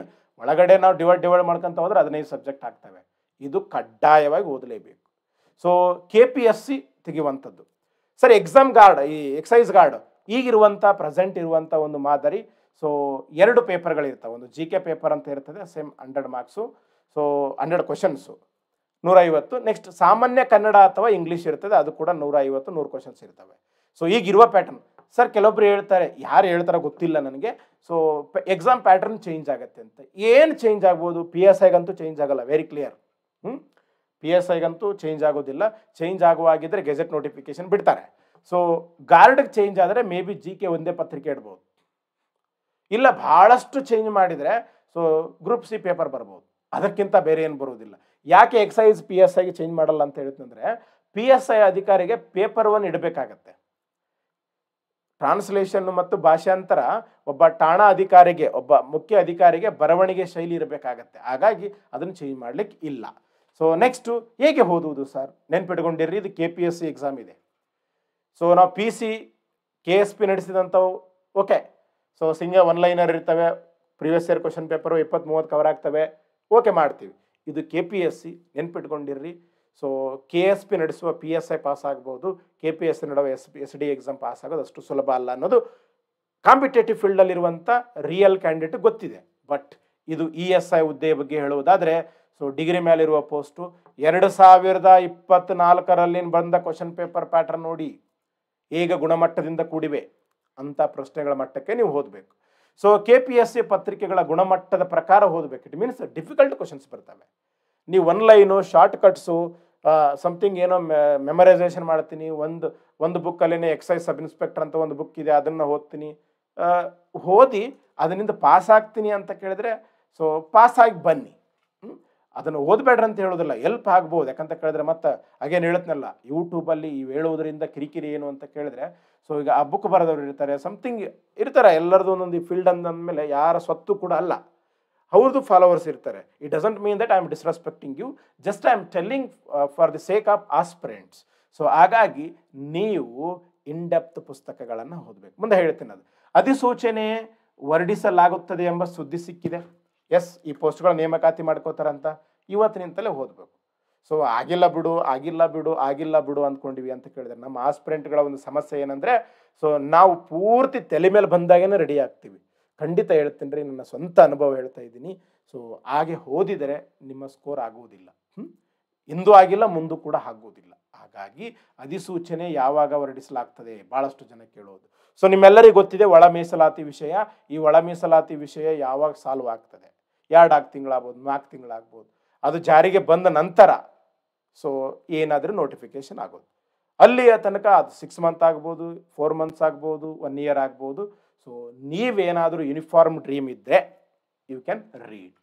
So books source ನೋಡ್ರಿ, 2024-23ರಲ್ಲಿ KPSC, ಅದರಲ್ಲಿ ವಿಶೇಷವಾಗಿ 24ರಲ್ಲಿ KPSC ಯಾವೆಲ್ಲ PDO ಇರ್ಬೋದು, CTI ಇರ್ಬೋದು, ಎಲ್ಲ ಕ್ವಶನ್ ಪೇಪರ್, GK ಕ್ವಶನ್ ಪೇಪರ್ಗಳು ನಿಮ್ಮ ಹತ್ರ ಇರಬೇಕು. ವೆಬ್ಸೈಟಲ್ಲಿ ಸಿಗ್ತವೆ, ನಮ್ಮ ಟೆಲಿಗ್ರಾಮ್ ಗ್ರೂಪಲ್ಲಿ ಕೂಡ ಎಲ್ಲ ಶೇರ್ ಮಾಡಿರ್ತೀವಿ ನಾವು ಎಕ್ಸಾಮ್ ಆದ ದಿವಸನೇ. ಅವುಗಳು ನಿಮ್ಮ ಹತ್ರ ಇರಬೇಕು. ಕ್ವಶನ್ ಪೇಪರ್ ಓದೋದು ಅಂತ ಕೇಳಿದ್ರೆ ಆ ಕ್ವಶನ್ ಪೇಪರಲ್ಲಿ ಬಂದು ಕ್ವಶನನ್ನು ರಟ್ಟ ಹೊಡೆಯೋದಲ್ಲ, ಯಾವ ಥರ ಬರ್ತಾ ಇದ್ದಾವೆ, ನಾವು ಓದೋ ಪುಸ್ತಕಗಳಲ್ಲಿ, ನಾವು ಓದೋ ನೋಟ್ಸ್ಗಳಲ್ಲಿ, ನಾವು ತಗೊಳ್ಳೋ ಕೋಚಿಂಗ್ನಲ್ಲಿ ಇದು ಕವರ್ ಆಗ್ತಾ ಇದನ್ನ ಇಲ್ಲ ಅಂತ ಕೇಳಿದ್ರೆ ನಾನು ಹ್ಯಾಡ್ ಮಾಡ್ಕೋಬೇಕು. ಯಾರಿಗೆ ಬೈದು ಯಾರಿಗೆ ಬ್ಲೇಮ್ ಮಾಡಿ ಏನು ಮಾಡೋಕ್ಕಾಗೋದಿಲ್ಲ. ಆ ಕ್ಷಣದಲ್ಲಿ ಸ್ವಲ್ಪ ಏನೋ ಮನಸ್ಸಿಗೆ ಭಾರ ಕಮ್ಮಿ ಆಗ್ಬೋದು, ಏನೋ ವಿಕೃತ ಸಮಾಧಾನ ಆಗ್ಬೋದು, ಆದರೆ ಫೈನಲಿ ಲಾಸ್ ನಮಗೆ. ಹಾಗಾಗಿ ಕ್ವಶನ್ ಪೇಪರ್ ಇಟ್ಕೊಂಡಿರಿ. ನೆಕ್ಸ್ಟ್ 2019-13 ಈ ಸಂದರ್ಭದಲ್ಲಿ ESI ಕ್ವಶನ್ ಪೇಪರ್ ನಡೆದವೆ ಎಕ್ಸಾಮ್. ಅದೇ ಥರ ಬರೋದಿಲ್ಲ. 19ರಲ್ಲಿ 25ರಲ್ಲಿ ಪ್ರತಿ ವರ್ಷ ಚೇಂಜ್ ಆಗ್ತಾ ಇದೆ, ಗುಣಮಟ್ಟ, ಕ್ವಾಲಿಟಿ, ಡಿಫಿಕಲ್ಟ್ ಬರ್ತಾ ಇದ್ದಾವೆ. ಅವುಗಳನ್ನ ಇಟ್ಕೊಂಡಿರ್ರಿ. ಯಾವ್ಯಾವ ಸಬ್ಜೆಕ್ಟ್ ಮೇಲೆ ಎಷ್ಟೆಷ್ಟು ಕ್ವಶನ್ ಬಂದವು ನೋಡ್ರಿ. ಸೊ ಪ್ಯಾಟರ್ನ್ ಗೊತ್ತಾಗತ್ತೆ. ನೆಕ್ಸ್ಟ್ ಬೇಸಿಕ್ ಬುಕ್ಸು ಮತ್ತು ರೆಫರೆನ್ಸ್ ಬುಕ್. ಬೇಸಿಕ್ಸ್ ಅಂತ ಕೇಳಿದರೆ ನಮ್ಮ ರಾಜ್ಯದ ಪುಸ್ತಕಗಳು. ಸುಮಾರು ಜನ ಕೇಳ್ತಾರೆ, ಸರ್ ಓದೋದು ಕಂಪಲ್ಸರಿನಾ? ನಿಮ್ಮ ಇಷ್ಟ, ಓದಿದರೆ ಬೇಸಿಕ್ ಅರ್ಥ ಆಗ್ತವೆ. ಸುಮಾರು ಜನ ಕ್ವಶನ್ ಪೇಪರ್ ತೆಗೆಯುವಾಗ ಸೊ ಕ್ವಶನ್ ಪೇಪರ್ ಸೆಟ್ ಮಾಡುವಂಥವರು ಗೌರ್ಮೆಂಟ್ ರೆಕಾರ್ಡ್ಸನ್ನು, ಗೌರ್ಮೆಂಟ್ ಬುಕ್ಸನ್ನು ಮುಂದೆ ಇಟ್ಕೊಳ್ತಾರೆ. ಅದರಿಂದ ತೆಗಿತಾರೆ ಅಂತಲ್ಲ, ಮುಂದೆ ಇಟ್ಕೊಳ್ತಾರೆ. ಸೊ ರೆಫರೆನ್ಸ್ ಬುಕ್ ಅಂತ ಕೇಳಿದ್ರೆ ಸಬ್ಜೆಕ್ಟ್ ವೈಸ್ ಬುಕ್ಸ್ಗಳನ್ನ. ಸೊ ನೋಡೋಣ, ಮುಂದೆ ಒಂದು ವಿಡಿಯೋ ಮಾಡಿದ್ರೆ ಅವುಗಳಲ್ಲಿ ಹೇಳ್ತೀನಿ. ಮತ್ತೆ ಬೇರೆ ಯಾವುದು ಬರೋದಿಲ್ಲರಿ. ಅಗೇನ್ ಈಗ ಮತ್ತೆ ಲಕ್ಷ್ಮೀಕಾಂತ್ ಕಾನ್ಸ್ಟಿಟ್ಯೂಷನ್ ಇಂಗ್ಲೀಷ್ನಲ್ಲಿ, ಕನ್ನಡದಲ್ಲಿ ಗಂಗಾ, ಅದೇ ಬುಕ್ಕೆ ಎಲ್ಲದೂ ಕವರ್ ಆದ ರೆಫರೆನ್ಸ್ ಬುಕ್. ಅದು PCPSI ಅಂತ ಇಲ್ಲ. ಒಂದು ಅಮೆಂಡ್ಮೆಂಟ್ ಬಗ್ಗೆ ಪರ್ಫೆಕ್ಟ್ ತಿಳ್ಕೊಂಡ್ರೆ ಅದು PCಗೆ ಬಂದ್ರೇನು, ESIಗೆ ಬಂದ್ರೇನು. ಪೇಪರವನ್ನು ರೆಗ್ಯುಲರ್ ಪ್ರಾಕ್ಟೀಸ್ ಇರಲಿ. ಅದರಲ್ಲೂ ವಿಶೇಷವಾಗಿ ಟ್ರಾನ್ಸ್ಲೇಷನ್ KPSC ವ್ಯಾಲ್ಯೂಯೇಷನ್ ಮಾಡ್ತದೆ, ಬಿ ಕೇರ್ಫುಲ್. ಸೊ ಇದನ್ನು ರೆಗ್ಯುಲರ್ ಆಗಿ ದಿನಕ್ಕೆ 2 ತಾಸು 1 ತಾಸು ಆದರೂ ಅದರ ಬಗ್ಗೆ ಅಧ್ಯಯನ ಮಾಡಿ. ಸೊ ನೋಡ್ರಿ, 168 ಸೆಂಟಿಮೀಟರ್ಗಿಂತ ಸುಮಾರು ಜನನ ಕಳೆದ ನಾನು 2010 ಈ ಕಾಂಪಿಟೇಟಿವ್ ಫೀಲ್ಡಲ್ಲಿ ನೋಡ್ತಾ ಇದ್ದೀನಿ. ಹೆಚ್ಚು ಕಡಿಮೆ ಕಾಂಪಿಟೇಟಿವ್ ಓದುವಂಥ ಹುಡುಗರು ಯೂನಿಫಾರ್ಮ್ ಹಾಕೊಳ್ಬೇಕನ್ನೋದು, ಅವ 150 ಸೆಂಟಿಮೀಟರ್ ಇದ್ದವರು ಕೂಡ ಒಂದೊಂದು ಇಷ್ಟ ಇರ್ತದೆ, ಡ್ರೀಮ್ ಇರ್ತದೆ. ಯಾಕಂದ್ರೆ ಮೂವಿಗಳಲ್ಲೆಲ್ಲ ನೋಡಿರ್ತೀವಿ ನಾವು. ಹಾಗಾಗಿ ಯೂನಿಫಾರ್ಮ್ ಹಾಕೊಳ್ಬೇಕನ್ನೋರು ಹೈಟ್ ಇರುವುದಿಲ್ಲ, ಸಿಕ್ಕಾಪಟ್ಟಿ ಫ್ರಸ್ಟ್ರೇಷನ್. ಇಲ್ಲಿ ಅವಕಾಶ ಇದೆ. ಸೊ ಪೊಲೀಸ್ ಯೂನಿಫಾರ್ಮ್ ಕನಸಿರುವವರಿಗೆ ಇದೊಂದು ಗೋಲ್ಡನ್ ಅಪಾರ್ಚುನಿಟಿ. ಅದು ಯಾವಾಗ ಬರುತ್ತೆ? ಸೊ ನೀವು ಪಾಸಿಟಿವ್ ಆಗಿ ತಗೊಂಡ್ರೆ ಇದು ಸ್ಟಡಿ ಮಾಡೋದಕ್ಕೆ ಒಂದು ಎಚ್ಚರಿಕೆ ಅಂದ್ಕೊಳ್ಳಿ. ನೆಗೆಟಿವ್ ಆಗಿ ತಗೊಂಡ್ರೆ ನಿಮ್ಮ ಅನುಕೂಲಕ್ಕೆ ತಕ್ಕಾಗಿ ಏನಾದರೂ ಡಿಫೈನ್ ಮಾಡ್ಕೊಳ್ಳಿ. ಸೊ ESI ಒಳ್ಳೆ ಹುದ್ದೆ ಎಲ್ಲ ರೀತಿಯಲ್ಲಿ ಅಂದ್ರೆ ನೀವೇ ಅರ್ಥ ಮಾಡ್ಕೋಬೇಕು. ಇನ್ ಡೆಪ್ತ್ ರೆಗ್ಯುಲರ್ ಸ್ಟಡಿ ಕಡ್ಡಾಯವಾಗಿ ಇರಲೇಬೇಕು. 48 ಗಂಟೆಗಿಂತ ಜಾಸ್ತಿ ಗ್ಯಾಪ್ ಮಾಡಕ್ಕೆ ಹೋಗಬೇಡ. ನಿಮ್ಮ ದೂರಾಗ ಏನೇ ಕೆಲಸ ಇರಲಿ, ಏನೇ ಇರ್ಲಕ್ಕ. ಸೊ KPSC ಪರೀಕ್ಷೆ ನಡೆಸುವುದರಿಂದ ಡಿಫಿಕಲ್ಟ್ ಲೆವೆಲ್ ಕ್ವಶನ್ ಪ್ರಶ್ನೆ ಪತ್ರಿಕೆ ಬರ್ತದೆ ಅಂದ್ಕೊಂಡೆ ಓದಬೇಕು. ನೆಗೆಟಿವ್ ಸುದ್ದಿಗಳು, ಸೊ ಅಲ್ಲಿ ಹಂಗಾಯಿತು, ಇಲ್ಲಿ ಹಂಗಾಯಿತು, ಸೇಲ್ ಆಯಿತು, ಮಾರ್ಕೆಟ್ ಆಯಿತು, ಔಟ್ ಆಯಿತು, ಗಿೌಟ್ ಆಯಿತು, ಗಾಸಿಪ್ಗಳು, ಟಾಕ್ಸಿಕ್ ಜನ. ಲೇತಮ್ಮ ನಾ ಧಾರವಾಡದಾಗ 5-6 ವರ್ಷದಿಂದ ಇದ್ದೀನೋ, 1 ಮಾರ್ಕ್ಸ್ನಿಂದ ಹೋಯ್ತು, ಅರ್ಧ ಮಾರ್ಕ್ಸ್ನಿಂದ ಹೋಯ್ತು, ನಂದೇ ಆಗಿಲ್ಲ, ನಿಂದೇನಾಗ್ತದೆ, ಸೊ ಅವ ಏನು ಹೇಳ್ತಾನೆ, ಇವ ಏನು ಹೇಳ್ತಾನೆ, ಈ ಟಾಕ್ಸಿಕ್ ಜನರು ಇರ್ತಾರಲ್ಲ, ನೋ ಯೂಸ್. ಸೊ ನೀವು ಅನ್ನ ತಿಂತಾ ಇರುವುದು ನಿಮ್ಮ ದುಡ್ಡಲ್ಲಿ, ನೀವು ಓದಬೇಕಾಗಿರೋದು ನಿಮ್ಮ ಬದುಕಿಗೆ. ಇಲ್ಲೆಲ್ಲವಷ್ಟು ಕೂಡ ಸುಳ್ಳು, ಮಿಥ್ಯ, ನಿಮಗಾಗಿದ್ದೇ ಸತ್ಯ. ಸೊ ಹಾಗಾಗಿ ಅವುಗಳಿಂದ ದೂರ ಇದ್ದು ಓದುವಂಥದ್ದು ಸೊ ಒಳ್ಳೆಯದು. ಮ್ಯಾಕ್ಸಿಮಮ್ ವಾಸ್ತವದಲ್ಲಿರ್ರಿ. ಏನಿದೆ ಅಂತ ನಾನು ಹೇಳ್ತೀನಿ, ಕಲ್ಲಪ್ಪ ಹೇಳ್ತೀನಿ, ಮಲ್ಲಪ್ಪ ಹೇಳ್ತೀನಿ, ಯೂಸ್ ಇಲ್ಲ. ಸರ್ ಅರ್ಜಿ ಸಲ್ಲಿಸಿದ ಎಲ್ಲರಿಗಂತೂ ಹುದ್ದೆ ಸಿಗೋದಿಲ್ಲ ಸರ್. 150 ಹುದ್ದೆ ಹೇಳ್ತೀರಿ ಅಥವಾ 260 ಹುದ್ದೆ ಹೇಳ್ತೀರಿ, ಅಷ್ಟೇ ಕಾಮನ್ ಸೆನ್ಸ್. ಅದು ಇನ್ನೂ ನಿನಗೆ ಅದು ಇನ್ನೂ ಗೊತ್ತಿಲ್ಲ. ಗೌರ್ಮೆಂಟ್ ಜಾಬ್ಗಳು ಎಲ್ಲರಿಗೂ ಸಿಗಲ್ಲ ಅನ್ನೋ ಮಿನಿಮಮ್ ಒಂದು ಬೇಸಿಕ್ ಕಾಮನ್ ಸೆನ್ಸು ಗೊತ್ತಿಲ್ಲ ಅಂತ ಕೇಳಿದ್ರೆ still you are uneducated. So ಉದ್ಯೋಗ ಖಾತ್ರಿ ಯೋಜನೆ ನಡೀತದೆ, ಕಂಪಲ್ಸರಿಯಲ್ಲಿ ಎಲ್ಲರಿಗೂ ಉದ್ಯೋಗ ಕೊಡ್ತಾರೆ. You can join there, it is for them. So ಎಲ್ಲರಿಗೂ ಸಿಗೋದಿಲ್ಲ. ಸೆಲ್ಫ್ ಓದ್ತಾ ಇದ್ದೀರೋ, ಕೋಚಿಂಗ್ ತೊಗೊಳ್ತಾ ಇದ್ದೀರೋ, ಏನೇನು ಮಾಡಬೇಕೋ ಸೆಲ್ಫ್ ಓದ್ತಾ ಇದ್ದೀರಿ, ಇವಾಗಲೇ ಸ್ಟಾರ್ಟ್ ಮಾಡಿ. ಸರ್ ಕೋಚಿಂಗ್ ತೊಗೊಳ್ಬೇಕು, ಇವಾಗಲೇ ತೊಗೊಂಡು ನೋಟಿಫಿಕೇಶನ್ ಆಗೋದಾಗ ರೆಡಿ ಇರ್ರಿ. ಒಟ್ಟಿನಲ್ಲಿ ಇನ್ ಡೆಪ್ತ್ ಓದಬೇಕು. ಸರ್ ಸಾಕ ಈ ಸರ್ಕಲ್ ನಿಂತ ಹೊರಗಿರ್ಬೇಕು ಯಾವಾಗಲೂ. ಈ ಸರ್ಕಲ್ನೂ ಕೂಡ ಮುಗಿಸಿರ್ಬೇಕು. ಇದು ಕಂಫರ್ಟ್ ಝೋನ್. ಇದು ಈ ಕಂಫರ್ಟ್ ಝೋನ್ನಿಂದ ಹೊರಗಡೆ ಯಾವಾಗಲೂ ಇರಬೇಕು. ಔಟ್ ಆಫ್ ಬಾಕ್ಸ್ ಥಿಂಕಿಂಗ್ ಅಂತ ಕೇಳ್ತೀನಿ ನಾನು. ನೆಕ್ಸ್ಟ್, ಸ್ಪರ್ಧಾತ್ಮಕ ಫೀಲ್ಡ್ನಲ್ಲಿ ಫಾಲೋವರ್ ಆಗಕ್ಕೆ ಹೋಗಬೇಡಿ. ಸ್ವಂತ ಆಲೋಚನೆ ಉಳ್ಳ, ವಾಸ್ತವವನ್ನು ಅರಿತುಕೊಂಡ ವ್ಯಕ್ತಿಯಾಗಿರ್ರಿ. ಅಟ್ಲೀಸ್ಟ್ ಎಕ್ಸಾಮ್ ಪಾಸ್ ಆಗಿಲ್ಲ ಅಂತ ಕೇಳಿದ್ರೆ ಯಾವುದೋ ಒಂದು ಬದುಕಿನಲ್ಲಿ ಸಾಧನೆ ಮಾಡ್ತೀರಿ, ಇದಂತೂ ಸತ್ಯ. ಸುಮಾರು ಜನ ಕೇಳ್ತೀನಿ ನಾನು, ಕೆಲವೊಬ್ಬರು ಸಿಂಪತಿ, ಇಲ್ಲಿ ಸಿಂಪತಿನೂ ಕೂಡ ಯೂಸ್ ಆಗೋದಿಲ್ಲ. ಸೋತಾಗ ನಿಮಗೆ ತುಂಬ ಸಿಂಪತಿ ತೋರಿಸೋದ್ರಿಂದ ಯೂಸ್ ಆಗೋದಿಲ್ಲ. ಗೆದ್ದಾಗ ನನ್ನಿಂದನೇ ಗೆದ್ದ ಅಂತ ವೈಭವೀಕರಣ ಮಾಡೋದು ಕೂಡ, ಇವೆರಡು ಕೂಡ ವೇಸ್ಟ್. ವಾಸ್ತವ ಅರಿತುಕೊಳ್ಳೋದೇ ಸತ್ಯ. ನಮ್ಮ ಯಶಸ್ಸು ಸೋಲಿಗೆ ಯಾರು ಕಾರಣರಲ್ಲ, ನಾವೇ ಕಾರಣ. ನಾವು ಅವನಿಂದ ಸೋತೆ, ಇವನಿಂದ ಹಂಗಾಯಿತು, ಅದು ನಿಮ್ಮ ಕರ್ಮ ಅಷ್ಟೇ. ಈ ಸಕ್ಸಸ್ಸು ಕೂಡ ಅಷ್ಟೇ. ನಾನು ಸಪೋಸ್ ಈಗ ನನ್ನ ಯಾವುದೋ ಟೆಲಿಗ್ರಾಮ್ ಗ್ರೂಪ್ ಅದ, ಅದ್ರಾಗ ಬರೀ ಮೆಂಬರ್ ಇರ್ತಾನವ, ನನ್ನಿಂದ ಏನಿಲ್ಲ. So nothing. ಇವನ್ ನಾನು ಪೂರ್ತಿ ಕ್ಲಾಸ್ ಮಾಡಿದರೂ ಕೂಡ ಸುಮಾರು ಜನಕ್ಕೆ ಮಾಡಿರ್ತೀನಿ, ಅವನು ಓದಿದವರು ಮಾತ್ರ ಆಗ್ತಾರೆ. ಫೈನಲಿ ಸಕ್ಸಸ್ಸಿಗೆ ಮತ್ತು ಗೆಲುವಿಗೆ ನೀವೇ ಕಾರಣ. ಇದನ್ನು ಏನೋ ಯೂಟ್ಯೂಬಲ್ಲಿ ಕ್ಲಾಸ್ ಮಾಡೋವನ್ನಲ್ಲ, ಎಕ್ಸಾಮ್ಗಳನ್ನು ಕ್ಲಿಯರ್ ಮಾಡಿದ ವ್ಯಕ್ತಿಯಾಗಿ ಹೇಳ್ತಾ ಇದ್ದೀನಿ ನಿಮಗೆ. ಸೊ ನೆಕ್ಸ್ಟು ಇಷ್ಟನ್ನು ತಿಳ್ಕೊಂಡಿರಿ, ಇಷ್ಟು ನೋಡಿದ್ದಕ್ಕೆ. ಸೊ ತಮ್ಮೆಲ್ಲರಿಗೂ ಧನ್ಯವಾದಗಳು. ಯೂಸ್ಫುಲ್ ಅನಿಸಿದರೆ ಶೇರ್ ಮಾಡಿರಿ.